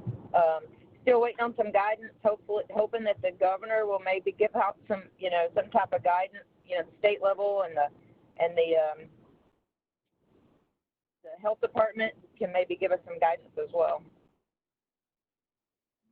Well, this is Dave again, and you know, my thoughts with respect to the senior centers, it's certainly a very important part of our fabric in St. Mary's, but you know, we're in a extraordinary time, and the budget for the senior center, the proposed budget is, I think, higher than the 19 budget by quite a bit, and we're also proposing to buy a vehicle or lease a vehicle, and I know that Robbie and I found error in that in our discussions, and he's correcting that, so that's going to reduce the budget some. But, we should, we ought to really, in my opinion, and it's open for discussion, I know there's 6 of us, and, perhaps somewhere before the, 1st of June, we should have a work session and discuss the options and maybe reduce this budget, targeted for half year or something, whatever we expect the opening to be, the earliest the opening to be. Certainly, we're going to want to have a cure or some medicine that'll treat the COVID-19 and hopefully a vaccine in place before we open that center and expose ourselves to the liability if somebody catches it. And with respect to the meals, that's a whole nother discussion, and I don't think we should take up budget time with that. So, because that's going to be something that we're going to have to consider pretty heavily. There's pros and cons to that, and I'm sure you both know what those are. So, at any rate, that's my suggestion, is that we ought to cut this budget significantly, not be buying any vehicles until we know when we're going to open it, and then consider what it is that it's going to cost, and then set that money aside. Maybe set some aside in that we think might be reasonable when we get the opportunity to reopen it. So, Dave, out. Thanks. Donna, did you say, this is Jim, you just said that you didn't have money past the 1st of June for food? No, we haven't budgeted, but we don't have it. Basically, I let the seniors know that we're no longer going to be delivering them to their home after June 12th. Oh, is that what it was? The other thing I'd like to comment on, and I agree with Dave on this, that it definitely needs a look-see, a fresh look-see, but we need to do it in conjunction with the authority. It seems to me that the authority could step up too in certain ways, like the van, for example. I know they're reluctant to do it, but it's a new age, and we need to at least open that door and have discussions. Yes, sir, I would agree with you on that. Just FYI, and Mr. Riley's thing, the mistake that he's referring to is we had it both listed in debt services and in the overall purchase. And Mr. Riley, I've been corrected by our finance director that I was mistaken about being mistaken, because we have to show it as a capital outlay, and then we show the debt service that's tied to it. And we only calculated for 3 months of debt service on that vehicle. So just FYI. You'll see a revenue as for a loan in your revenue section. So the loan for the vehicle offsets the capital purchase. Either you put it on in the budget now, or you're going to have to do a budget ordinance later on to add it in if you do it. So technically, the only expense to the budget would be the debt service that you actually would have to pay. Okay, thank you, Jennifer. My druthers would be that we do a budget allocation at the correct time after we've had the opportunity to consider the options and so forth. And we can certainly put the van. And, just FYI, a little bit further discussion on the vehicle. We did reach out to CRC, or Ms. Larson did, and had conversation with them. We got a bid on providing transportation for our seniors, and actually it was higher than it would be if we were to purchase the vehicle. So that's, we did evaluate that. Yeah. Specific numbers, we can have that discussion later on. That's not a problem. Unless you want to do it now, Ms. Larson is prepared to be able to discuss it. But I would recommend we just have that discussion later. We can put the van in the parking lot for future seeing what happens with the economy, and as well as seeing what happens with the center itself.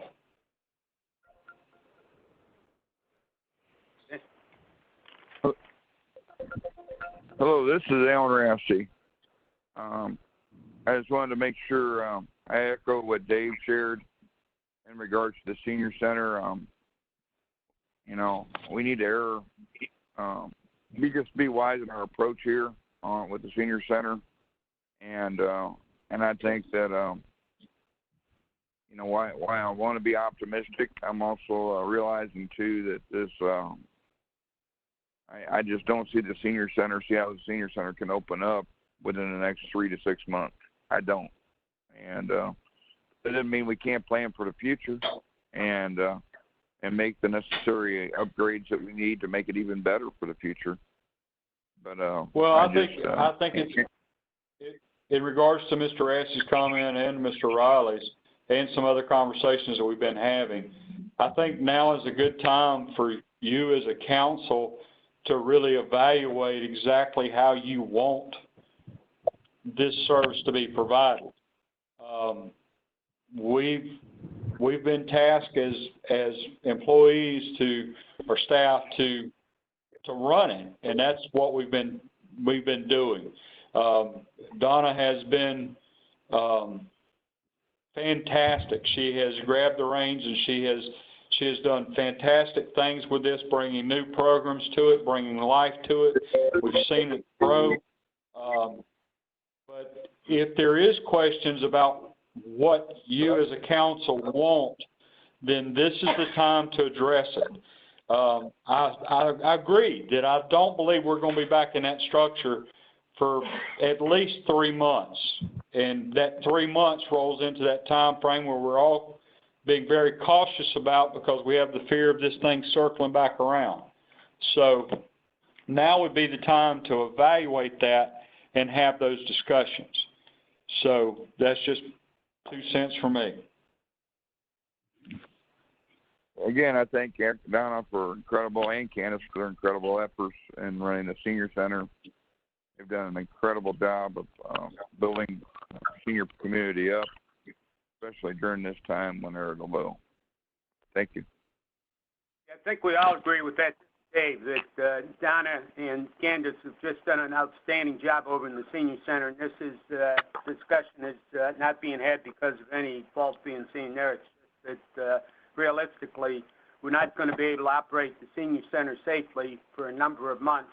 And instead of just sitting and waiting for the time it can reopen and then look at what we're going to do, it's an opportunity for us to even make it better, and we ought to get all hands on deck and figure out what it is that we want to do, how we want to do it, and then make sure we budget the correct amount of money for it at that time. But I don't think we need to be budgeting $260,000 for the senior center that's not going to be operating, and I think we ought to take that down to what is considered minimum to keep the thing in layup until we can do what we need to do and get it back up. So, again, my thought. Thanks for the opportunity. This is Linda Williams. I totally agree with what Mr. Rassey and Mr. Riley have said. I think that we need to look very seriously at deciding what the future of this center is, and whether we need to look at providing more small group type activities for our seniors to utilize the funds that we are given, and to consider what we need to be doing in the future. This COVID-19 virus has changed the way that we look at everything, but probably it's changed the way that we need to look at the senior center more than any other area of our services. So I just would urge caution and slowness and careful thought as we move forward. I would agree, Ms. Linda. Thank you so much. Does anyone else have any other questions about the senior center? We kind of need to move on, folks.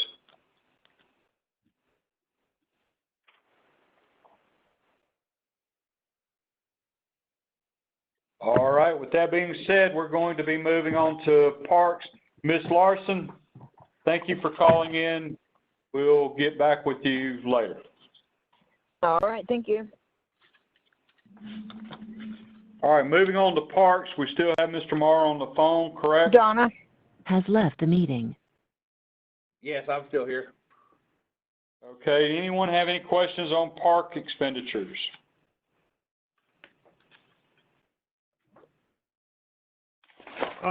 I got a couple of small ones. I guess it's parks. The replanting of the planters throughout St. Mary Street and the ones that have been killed because of high water or whatever. Is that still scheduled? Yes. Yes, that is, still haven't got what kind of plants from GMC, but, that is still on the boards. And also the stone planters, that is still in our current thing to get rebuilt. It's going to be in the summer. It's going to be into the summer pretty soon, and that's not a good time to plant. So, anyway, I hope it's gets done. That's one of your parking lot items, Mr. Gant. It's already down, sir. Dave, just a comment, no question, is that planters, those were DDA item, and they were discussing that before we got into where we had to cancel meetings, and I'm sure as we meet again, that'll come up with the DDA again as well. So, Dave, out. Do we still have two landscape professionals for the park work, or are we down to one again? So we have Jeff is one. Have Jeff two. And gentleman Mike Eastep. Okay. How's that working out, Bobby? Seems to be working fine. They're keeping all the litter picked up out of all the planters. They make sure everything's looking on neat and tidy down there, and make sure the trash, everything is dumped. I haven't heard any complaints other than salt water killing those plants. The other complaint I heard had to do with Christmas lights and the brightness of the Christmas lights instead of a more mellow look. Have you heard that complaint? I did. I've heard both sides of it. There is no middle ground. It's either they love it or they hate it. You know what I mean? It is no middle. But yeah, we were swapping over to the LEDs, trying to save money on power and stuff, and the regular Christmas light strands don't last, in that kind of environment. We get maybe 2 years out of them, but most of the time we're losing half to 3/4 every year of the regular lights. So we swapped back to the LED, and we're seeing that they last for multiple years, so we're not having to buy as many lights. The problem is the LEDs is different color. So as they're being changed out, it's a mixture of the white lights. And that's where the complaints are coming from. Some people like the softer light, some people like the brighter white. So that's... Oh boy. Well, we'll have to have an election to find out which one. What about the marina? Where do we stand on the marina? The plans and specs are pretty well wrapped up, just making sure it's got all the federal stuff in. It's looking like we will be going out pretty quickly on the docks part of it, the float part of it, trying to get those already in production so it's not as long a lead time. But permit-wise, still finalizing with DNR on trying to do it as a internal amendment to phasing, since the Cumberland Queen is still where it's at. So we're having to shift how the plan was to phase the construction. So, and of course, to shift it, you have to go back and get permits changed. But we're trying to do it without having to go back through the whole board review process and all, so that takes longer. So that's where we're at is getting that phasing language and all worked out with DNR on how they want to see it operate. What's we do have your best? I've got it right here. I'm just trying to figure it is. All right, looking at right after the first of the year being complete, which is all dependent though on the materials. You know, this was kind of developed right before we had started having all the supply chain issues with materials. So as long as those get all back in like they should be, deliveries and process and manufacturing, we're looking at sometime January, February timeframe next year being complete. But the award of the contract would be this year, right? Well, this calendar Yes, year. sir. Look, that would be as early as kind of July timeframe, if we can get this on up with DNR. I can't imagine that. Yeah, that'd be great. It's not a big issue. It's just it's mostly they're out of the office, so that slowed everything down. They're not all right there together to talk stuff through, so having to work through phone calls and emails and send stuff in and passing it back and forth kind of stuff. So it's not a streamlined process yet with the work at home and not being all around the table. Thanks, Bobby. You're welcome, sir.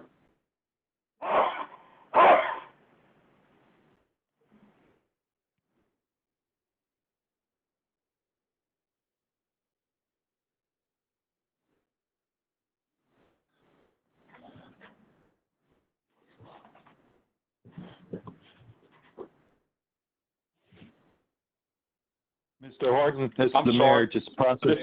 Yeah, just a process check. We best keep an eye on the clock. Yes, sir, I was actually moving ahead, but I forgot to mash the unmute button. I apologize. Anybody else have anything for the parks expenditure? Nothing more for park expenditure. We'll be moving ahead to the library expenditure. Anyone have anything for the library?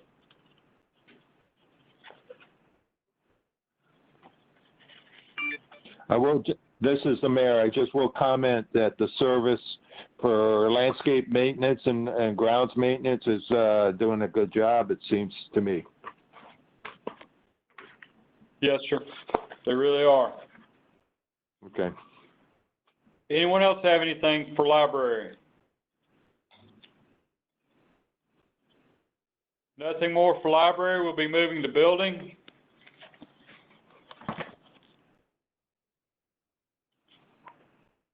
Anyone have anything for building?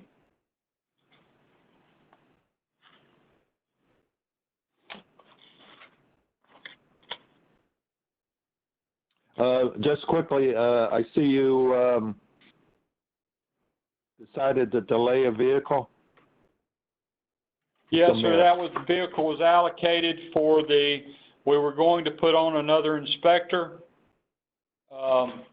We cut that position, and so we've taken out that vehicle as well. Okay, thank you. Yes, sir. I was talking to the mute button again, but at any rate, I did have just one comment. No question, understand what we did, but I think we ought to put on the parking lot list the position that was cut so that we keep that in view, and has joined the meeting. As conditions warrant, we can reconsider that position. Dave out. Yes, sir. There's a total of 6 positions that we've removed from the original proposed budget that are on that parking lot that we're evaluating as we move forward. Thank you. Thank you. Anything else for the building department? And just FYI, our numbers are pretty well matching what we did in 2020 is matching what we have done last year as well. So we've got a pretty good number going right now as far as construction. So Moving ahead to planning and zoning. Chief, Do we have any? Has left the meeting. Is assistant planner, still in the works? It's been filled, sir. We have a full department now. Yes, sir. We have a full department in there. We have Kenneth Hughes. We have Katrina Barnum, I think is the correct way of saying it. Delia Carter, who has worked with us for the last about 8 months as a temp.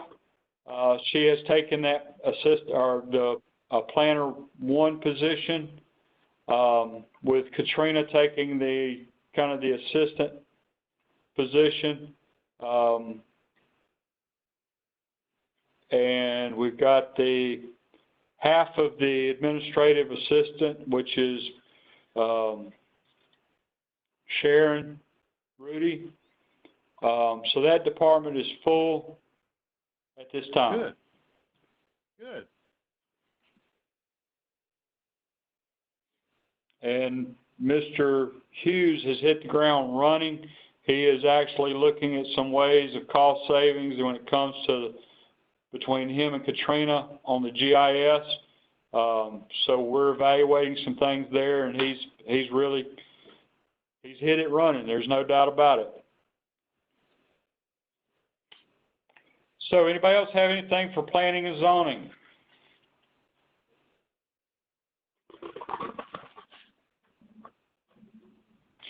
So if you'll move to 19, which is our code enforcement, or our code compliance section. Anyone have anything for that one?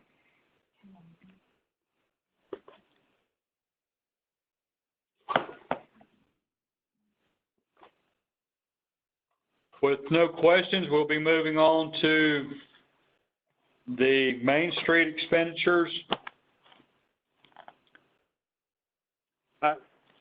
This is Dave again, and as you know, we've had some discussions there. I understand what we're doing, why we have to do it, but again, I'd like to see both the programs that have been significantly cut and the position in the parking lot, and the reason for that is, as I mentioned in the beginning of my notes that I provided to you, I think that economic development is one of the ways, one of the things that we have to really pay attention to in the city, and at the quickest point possible, be able to capture what we can with respect to economic growth in the city and tourism and so forth, and Main Street plays a significant role in that. That's the only comment, Dave, out. Thank you, sir. This is the mayor. This is the mayor. Capital outlays. I'll go back to my thought process. What is it that we're not going to do this year that we had wanted to do on site improvements? Capital outlay. That was for the for office space. Excuse me? If we'd have added the additional person, that was going to be some for making some office space and doing some cosmetics in that room. Okay, got it. Thank you. Yes, sir. Anyone else have anything for the good of the order?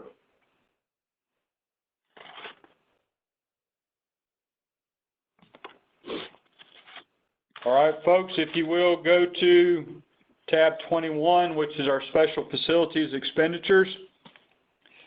And Mr. Marr is still online to answer any questions that you may have.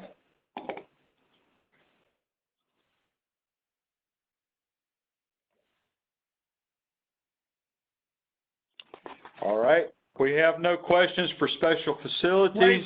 Wait. Oh, okay. Does this show, and I'm trying to look at it, at Orange Hall, we were looking at putting an alarm system in there. Does that need to go to the parking lot? That is, it wasn't, well, it was the fire sprinkler system is what we were looking at there, Mr. Grant. And that is actually, that has been shifted to our SPLOST 7 monies, so we can do that project. Oh, okay. Robbie, this is Linda Williams. I have Yes, a question ma'am. about switching the sprinkler system to SPLOST 7. What is the effect of that? I mean, does it mean it's delayed further line or what? No, ma'am. Actually, it provides more funding for that. It was originally budgeted, and I don't know where we got the number, but it was budgeted $150,000. And just from my past experience, I think we're looking at closer to $300,000 on that sprinkler system. But moving it over to SPLOST, the funds are there, so we can do it. We're going to be able to do the project. It's not going to slow it down. It's just making sure we've got actually more funds available to be able to do it, but it also frees up the funds in our general fund. Okay, I appreciate that. I didn't quite understand what the net effect of switching it was going to be. Mr. Gant, I'm Yes, sorry ma'am. if I jumped ahead of you. Linda, you can always be ahead of me.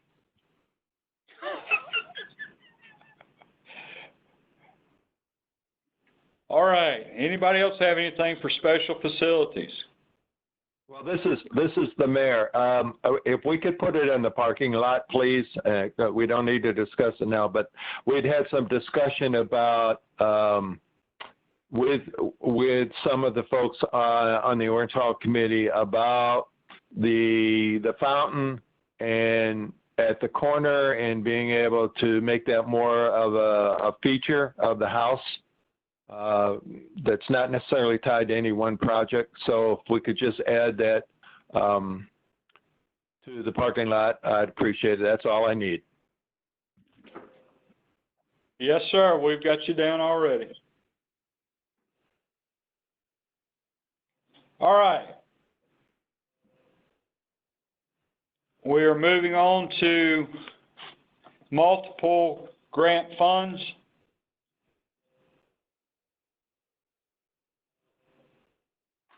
Any questions there? How can we get more of these? We're working at it, sir. We're working at it. All right, this is a great story, but the more that we can get, the better. Obviously, we have to work at the match for any of these programs, but this allows us to move forward on some really good projects. Thank you. Yes, sir. Anyone else have anything for multiple grants?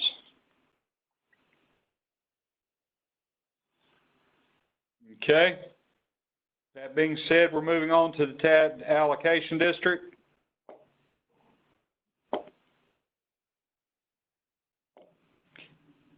Any questions regarding the tax allocation district?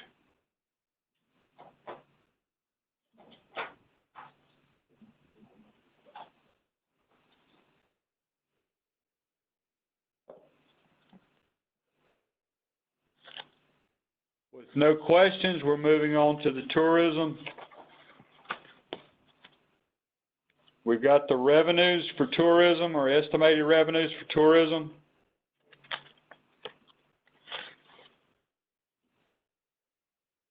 That's on tab 24. And then in tab 25, we'll get into the expenditures for tourism. Miss Angela she was very proactive with her cuts, evaluating the effects on tourism in regards to COVID. She's done a very good job of adjusting. We're hoping to get them open in the very near future as well.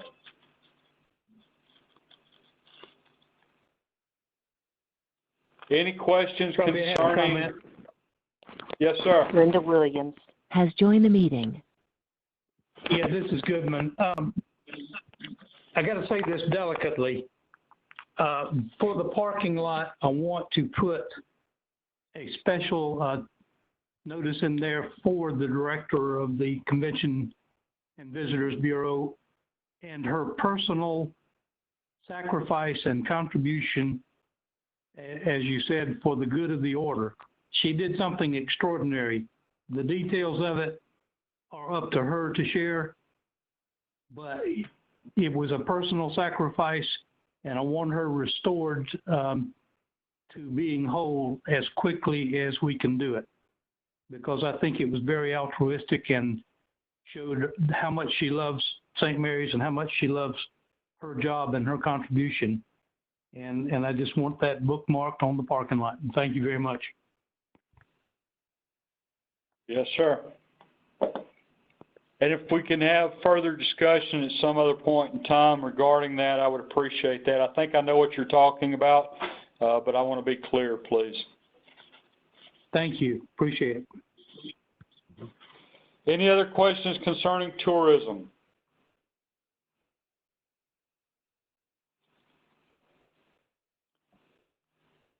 All right, moving on through tourism, we're moving on to SPLOST 7 expenditures. Down below, when you look at that first page, you can see everything that we've identified at the bottom that's not lined out, but you can see everything that we've moved over and the other items that we're going to address with the SPLOST funding.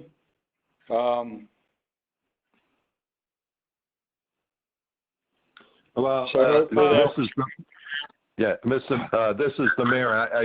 It looks like it's being dealt with, but whether or not it goes into the parking lot, I think it depends. But the playground upgrade, and that's the playground at the Howard Gillen Park, correct?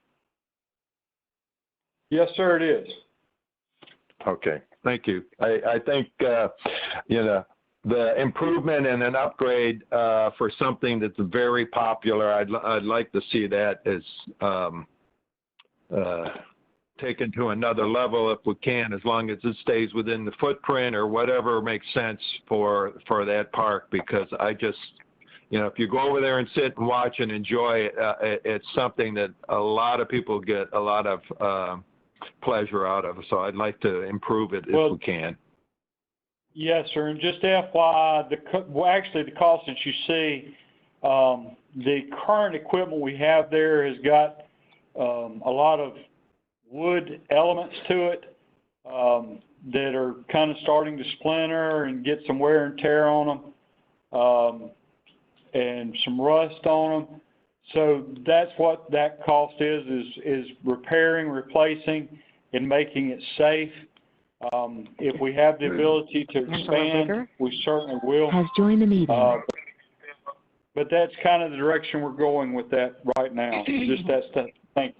Linda Williams. But it is on Has our left the parking lot. meeting. Robbie, this is Jim. Where do we stand on Douglas Drive? I usually stand in the road. Okay. I'm sorry. Bobby, can you update us on that, please? I can. Yeah, the Douglas Drive drainage project, the only part that's left is that intersection of Martha Drive and Douglas. And the holdup has been a TDS major duct bank of both copper and fiber cables. And I just heard, matter of fact, this week from TDS that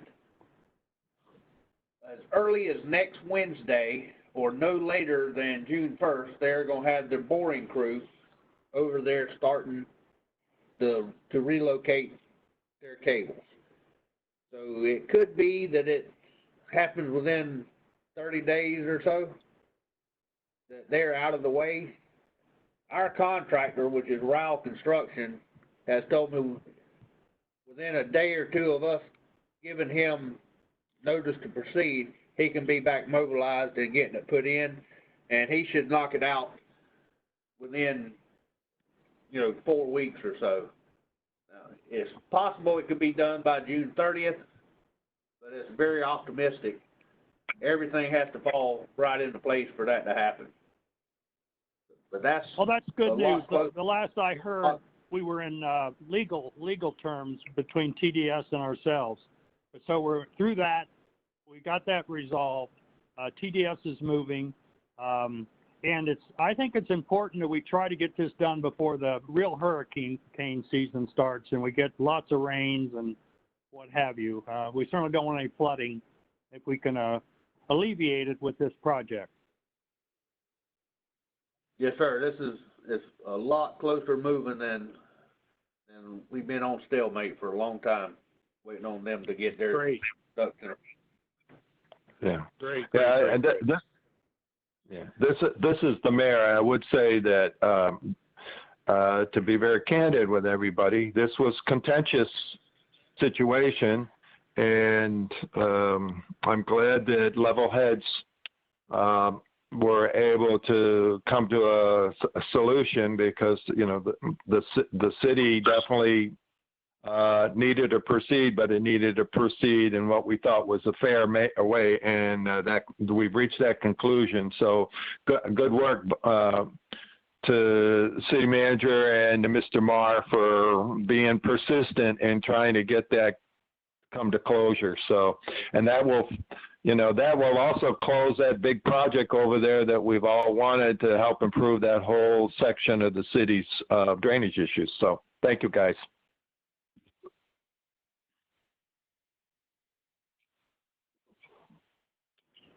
All right, do we have anything else? Yes, sir. This is Mr. Alan Horton, Rath. this is Angela Wigger. I wanted to make sure there's no questions for me on our tourism budget. No, ma'am, we've already taken care of you. Thank you so much for everything that you did. You did an outstanding job with it. Real proud of it. I would like to ask that we be added to your parking lot for additional funds later in the year if they become available. Yes, ma'am, we already have you on your parking lot. Thank you so much. Thank you, Miss Angela. Have a great day. Miss Angela, before you hang up, yeah, yes, sir. Miss Angela, stay on, please. And so a couple of the council people, Mr. Goodman and city manager and a few others, have commented on your altruism. A great word, Jim. Thank you for what you've done for St. Mary's and for tourism for CVB. So that goes recognized, and we just want you to know that. All right. Well, thank you. I appreciate you all as well. Okay. All right. Yes, sir, Mr. Horton. Thank you. This is Linda Williams. I just want to say I want to hear details later, maybe not now, but later on what Ms. Wigger has done.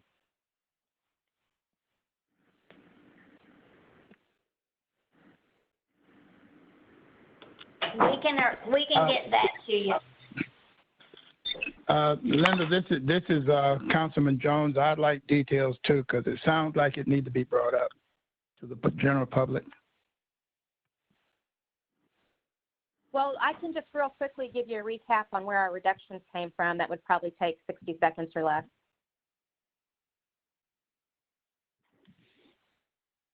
Robbie, you're the man. Yeah, go ahead, Angela. Okay, so we went from a budget of about 195,000 down to 170, and those reductions came from deciding to make closures on Sundays through fiscal year 20. We will keep that staff person and just incorporate her into other days so that her loss of hours are distributed with everyone, so we keep all of our staff. I deleted any pay raise for myself in the next fiscal year. Although we kept the percentage, whatever the city had for the other staff. I don't know where that ended up. I had already taken 80% reduction of my pay in April and 40% in May, and I'm continuing the 40% reduction in my pay through July into this new fiscal year. And then we cut almost $18,000 from our media plan reductions. So that, in a nutshell, that's how we came to our reduction. And I can always give more details outside in a parking lot if anyone needs those. Well, thank you very much. That's very honorable, and I think the council will probably get together and we'll do more than just a sign, Mr. Goodman.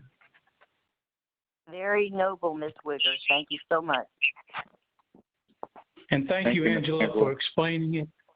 It's a delicate situation, but that's extraordinary, and I appreciate it. All right, thank you all. Have a great day. Thank you, Angela. Bye-bye. Okay, folks. If we can move on to SPLOST 8. Did somebody need to say anything about SPLOST 7? I'm sorry. Robbie, I was just going to share with you that there's some grant money that's available for the playground out there that I would be more than happy to help you all out with. So at some point down the road. Yes, sir. Thank you so much. No problem. All right, moving on to SPLOST 8. That's kind of a cut and dry item. Everybody knows where that money goes. That is going to pay debt services. So unless somebody has a question, we'll be moving on to 28, which is our LMIG.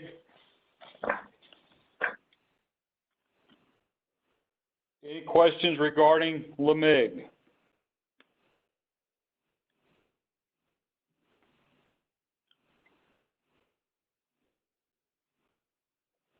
Okay, anybody moving on from LMIG? We're going into the water sewer revenues. Anybody have any questions concerning the water sewer revenues?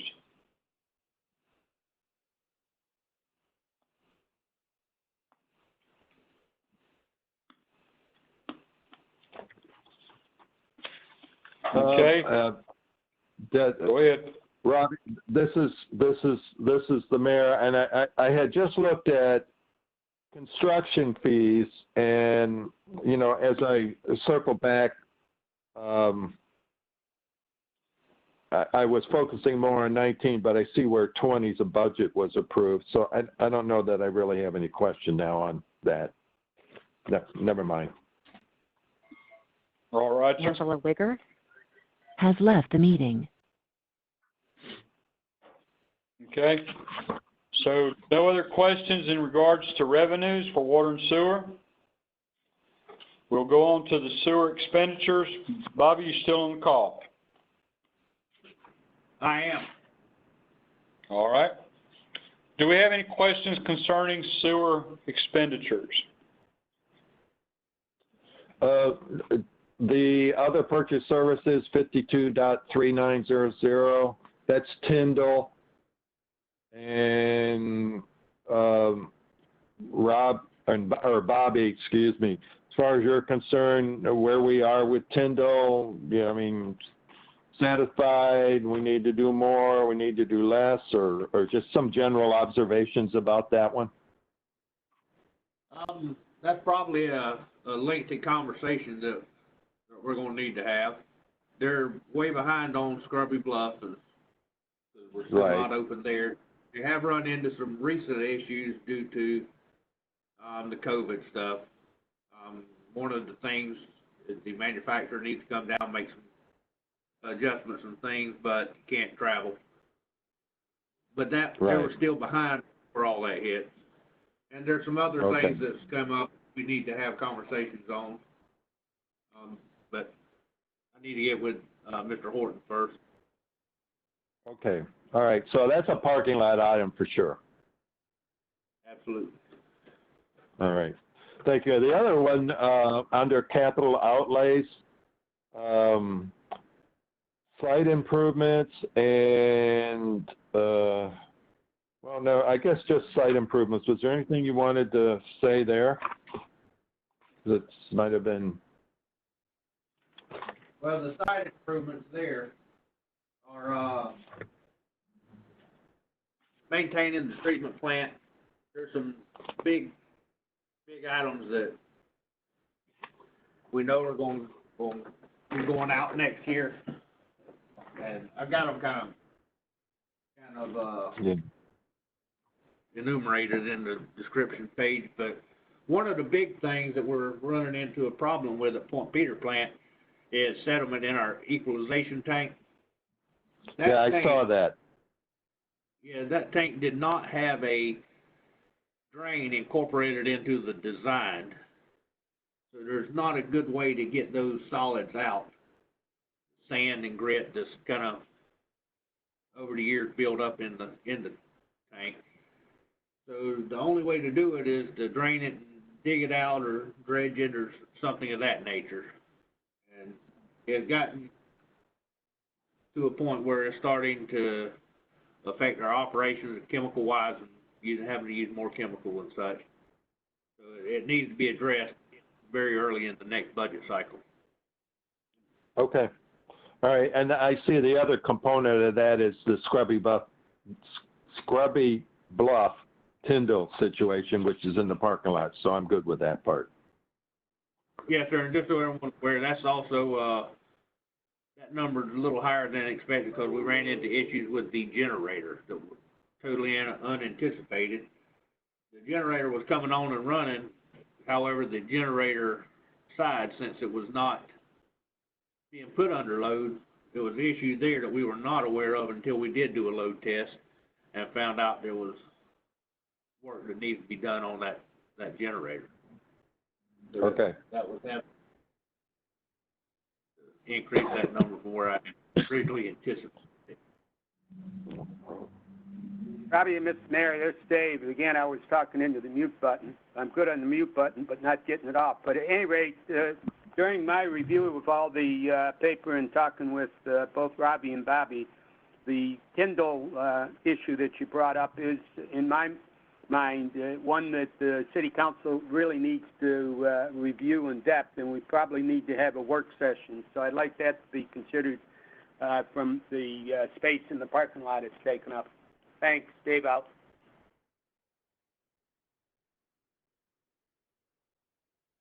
Did I come through? Duly noted.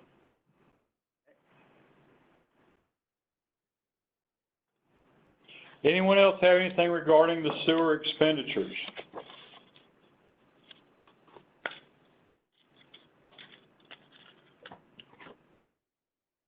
Nothing being said, we'll move on to the water expenditures.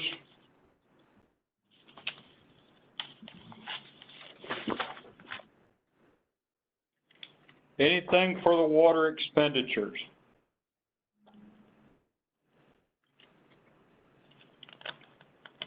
Rob, real quick, legal charges, have you taken those out of the budget? That you have Yes, sir, we did. Yes, sir, we did. No, thank you. Well, this is the mayor. I had the same question, so thank you, Dave.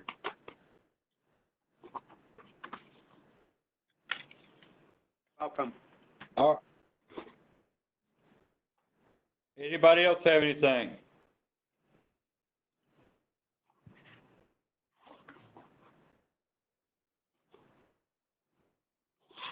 Okay, with that being said, we're going to go to debt service, which is tab A.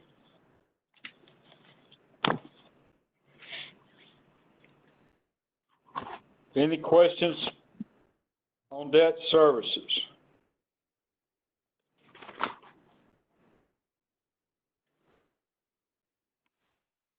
Well, this is the mayor, and I think maybe just for some framing, Jennifer, make sure that I'm correct here, okay? But as you all know, back in the beginning of the first decade of the 2000s, the determination was made to build that water and sewer plant, and the debt service for that is something that we have dealt with since the completion of the plant, and well, before it was completed, and then with the completion of the plant. and the debt service on that plant is not complete until 2033. So unfortunately, we're going to be dealing with this every year until then. That is correct. So it does take up a large component of this tab, as you can see. Yes, sir.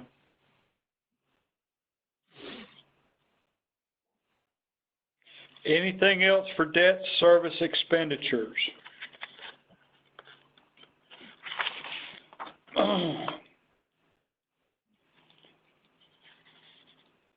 With nothing being said, if you will go to tab B, which is our solid waste revenues.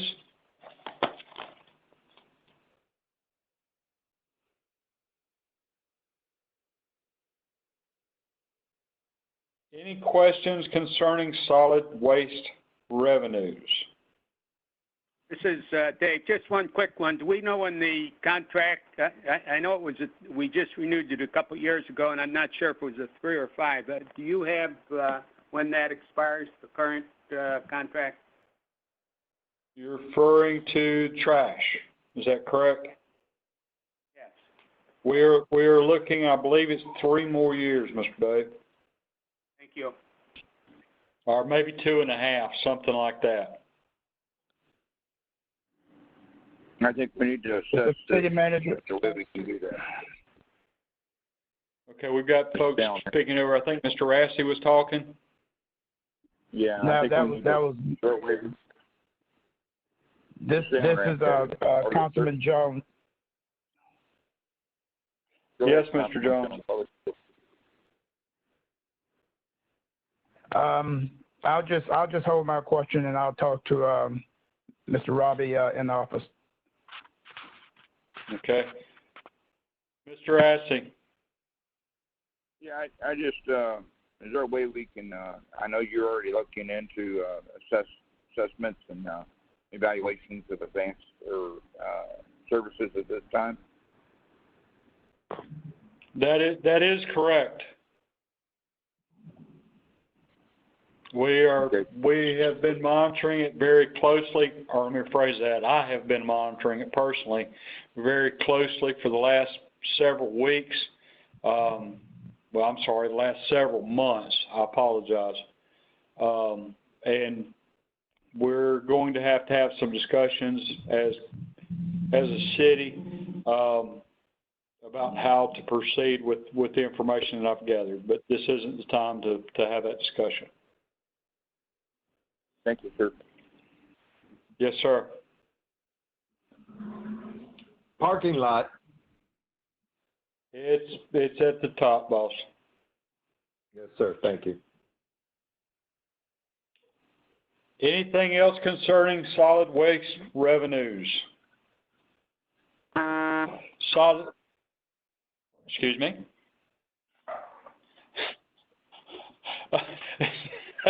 I'm sorry. Solid waste expenditures, we have anything for that?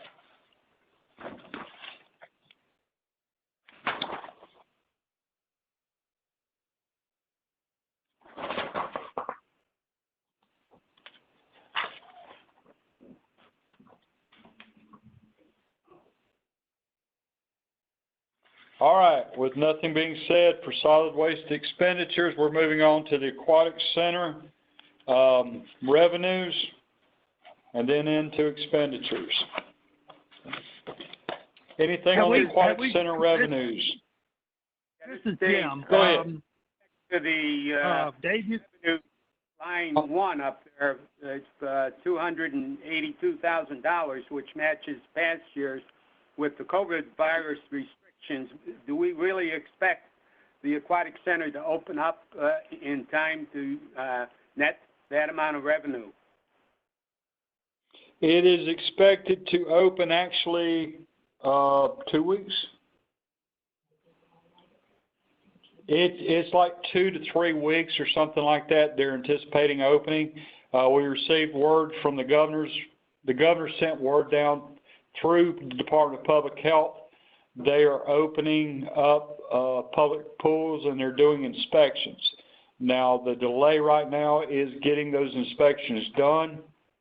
but as soon as those inspections are done, they will be able to open up public pools and that sort of stuff.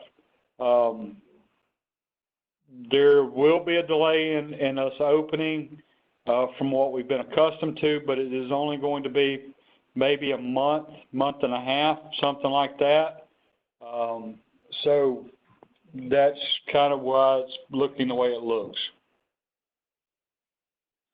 Yeah, I had the same question. This is Jim. I hear you, Robbie. I would guess, and it's just a guess, that the use of the pool will have to grow over a period of time. It's going to be a little bit antsy up front, that it's going to have the same business model as it has in the past. But anyway, we can just watch that closely and see where it goes. Yes, sir. That's part of the plan.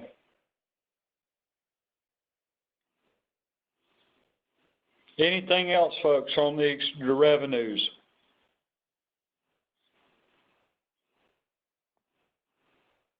With nothing else on the revenues, if you will, turn over to the expenditures for the Aquatic Center.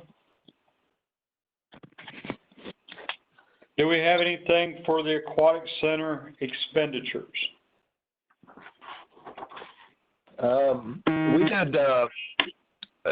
We did, this is the mayor, we did some improvements in some of the structures, like the picnic tables, etc., to make it more functional but also more attractive. Is there, do you know about, yes, sir, I know we probably don't have the director.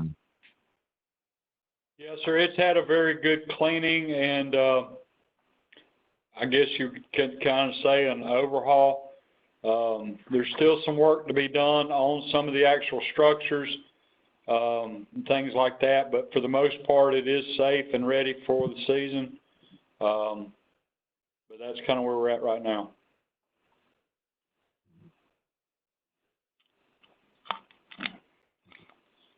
Anything else for expenditures? Kiwanis One Day, of course, was canceled because of the COVID. But that project was going to be in the Aquatic Center to paint these pathways to reduce the heat on your bottom of your feet. Yes, that was going to be funded through the city. The materials were, anyway, the way I remember it. So I would think that project would come back again at the next year, but still in the same budget year. Is that painting supplies included in here? Well, there is some painting supplies and stuff like that in the budget, but I would tell you that the cool deck painting has occurred. We got the assistant, I guess the assistant director was hired on, and between him and the director, they have been out there painting and getting that done and taken care of. The cool deck has been painted. Whoa. Okay. So, all right. Good. Yes, sir. So what else do we have for expenditures for the Aquatic Center?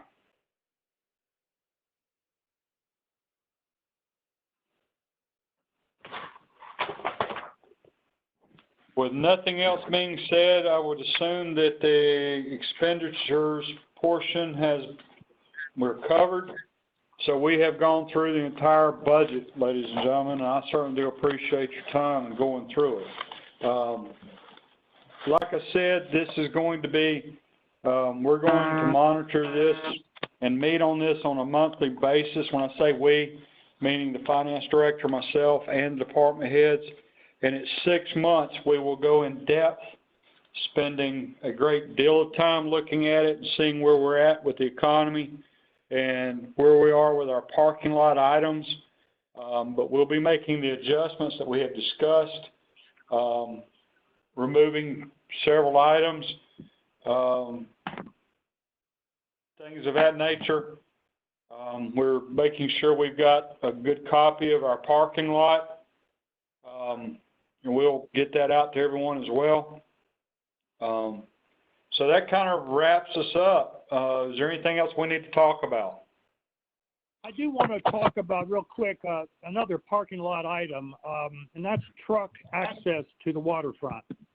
That's being talked about for some time as, or not coming down Osborne Street, and now they're also parking in the reconstructed areas instead of over at the boat ramp, which was the plan. So I don't know how you want to address that. Do you want to put that on the parking lot, or you want to just, I think we need to at least study the option of redirecting truck traffic down to the waterfront.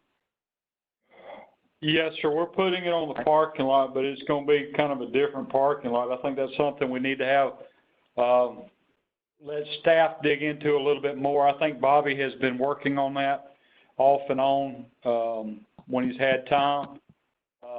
But we'll sit down as staff first, and we'll bring a recommendation to maybe a council workshop and have in-depth conversation about it. Good. Okay. Rob, this is the mayor. I think we do need to make sure that we do process checks. We may look at having to do it instead of at 6 months at a quarterly basis. I think maybe we just put a marker in there to say, for sure have the 6 month established, but I think we may want to have a marker for a quarterly review. And one of the hallmarks could be if some of the franchise fee revenues come in and they're considerably off the mark, like Georgia Power or something like that, it comes in below or hopefully maybe above.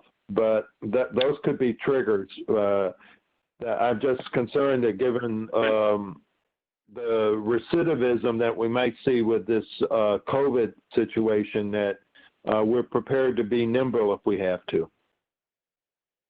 Yes, sir. I totally agree, and that is the intent of what I was trying to say.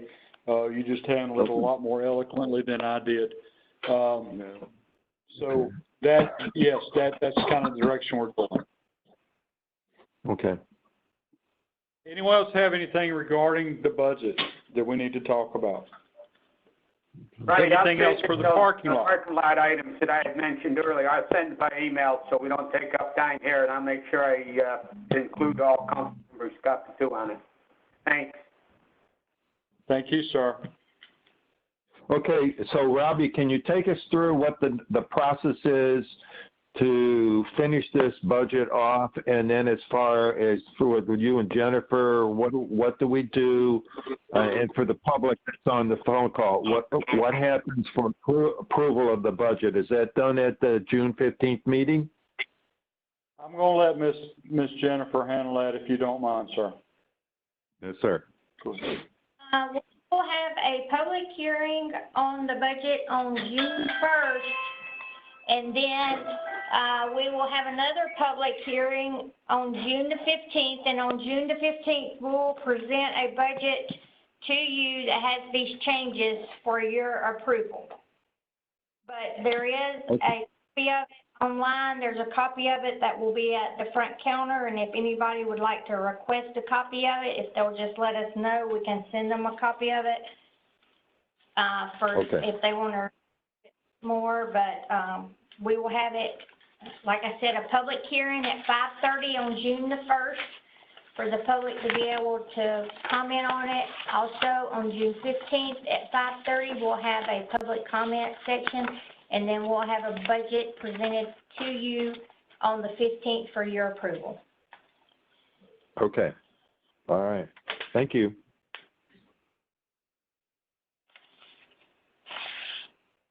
Anyone else have anything for the good of the order? Well, I want to thank you both as the mayor, and I know the council probably will say something, but we appreciate the work of getting this together.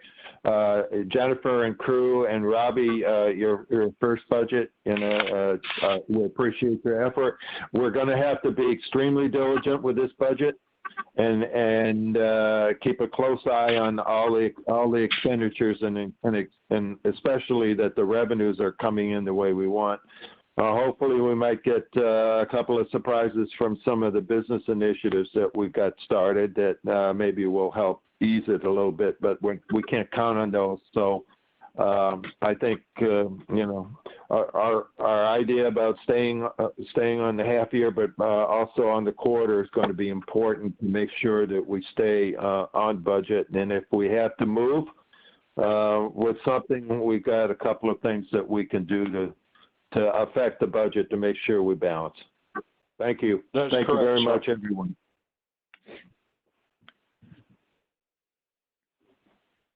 One of the things, this Dave, one of the things that we haven't talked about today that really affects our downtown is Cumberland Island National Seashore, and that is going to be critical to some of the anticipated revenues that we have in the budget. Do we have any idea from the National Park Service as to their anticipated open date and what their restrictions will be when they open that? It's one of the last national parks to open. And I think it's something that we really got to stay focused on through the year. Yes, sir. And my understanding also, is right. I give up my minute here. I'd like to also thank the Jennifer and Robbie and all of the department heads for the excellent work they did and recognizing that we're going into a year that's unknown. And I have to echo all the mayor's comments about being really vigilant this year until we can establish how real our estimates are with respect to revenue and expenses. Thanks. Dave out. Just in reply to that, Mr. Riley, my understanding is that the park itself is open, but they have not opened up the transportation element of opening just yet. But that is anticipated within the next couple of weeks to come open. So we are staying on top of that and in contact with National Park Service for that, and we understand the value of that park and what it brings to our economy. Thank you. Does anyone else have anything for the good order? I'd like to say one last thing, Robbie. It's Artie. First of all, thanks to you, Jennifer, the staff, and everybody, even the employees that's taken this in good strides. As you know, with COVID-19, nothing is etched in gold. So anything and everything is liable to change. So the public will know. We anticipate a lot of things, but we don't know for sure what's going to happen. But I can assure you that in the state of Georgia, St. Mary's is in better shape than most cities. So my hat's off to the staff and to the elected officials here in the city of St. Mary's.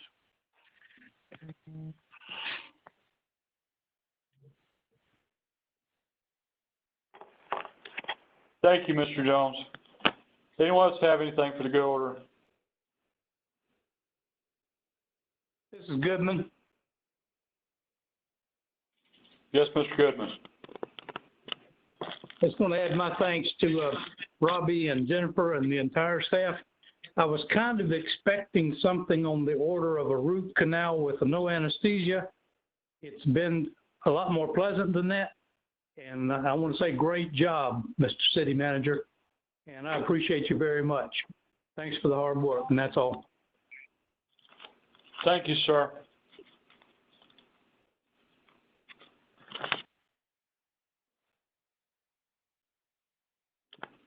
Anyone else have anything? Let me join the kudos. This is Jim Gant.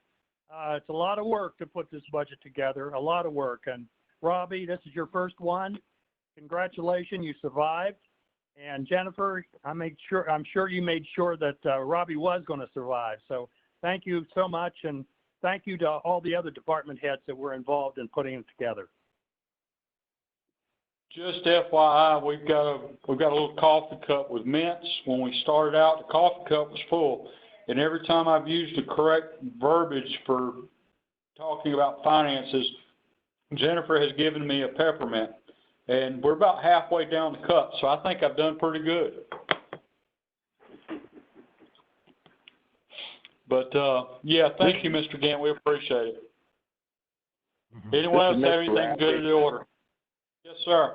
Mr. Rapp, I just want to thank each and every one of you for your hard work and due diligence to help us shine during this difficult time, and I thank you for leading the charge on helping us stay ahead of the curve. Again, I thank you for your team and Jennifer and Donna and Bobby and Chief Wilkie. Y'all have led by example, and I appreciate each and every one of you. We all do. Thank you. Thank you, sir. Anything else, folks?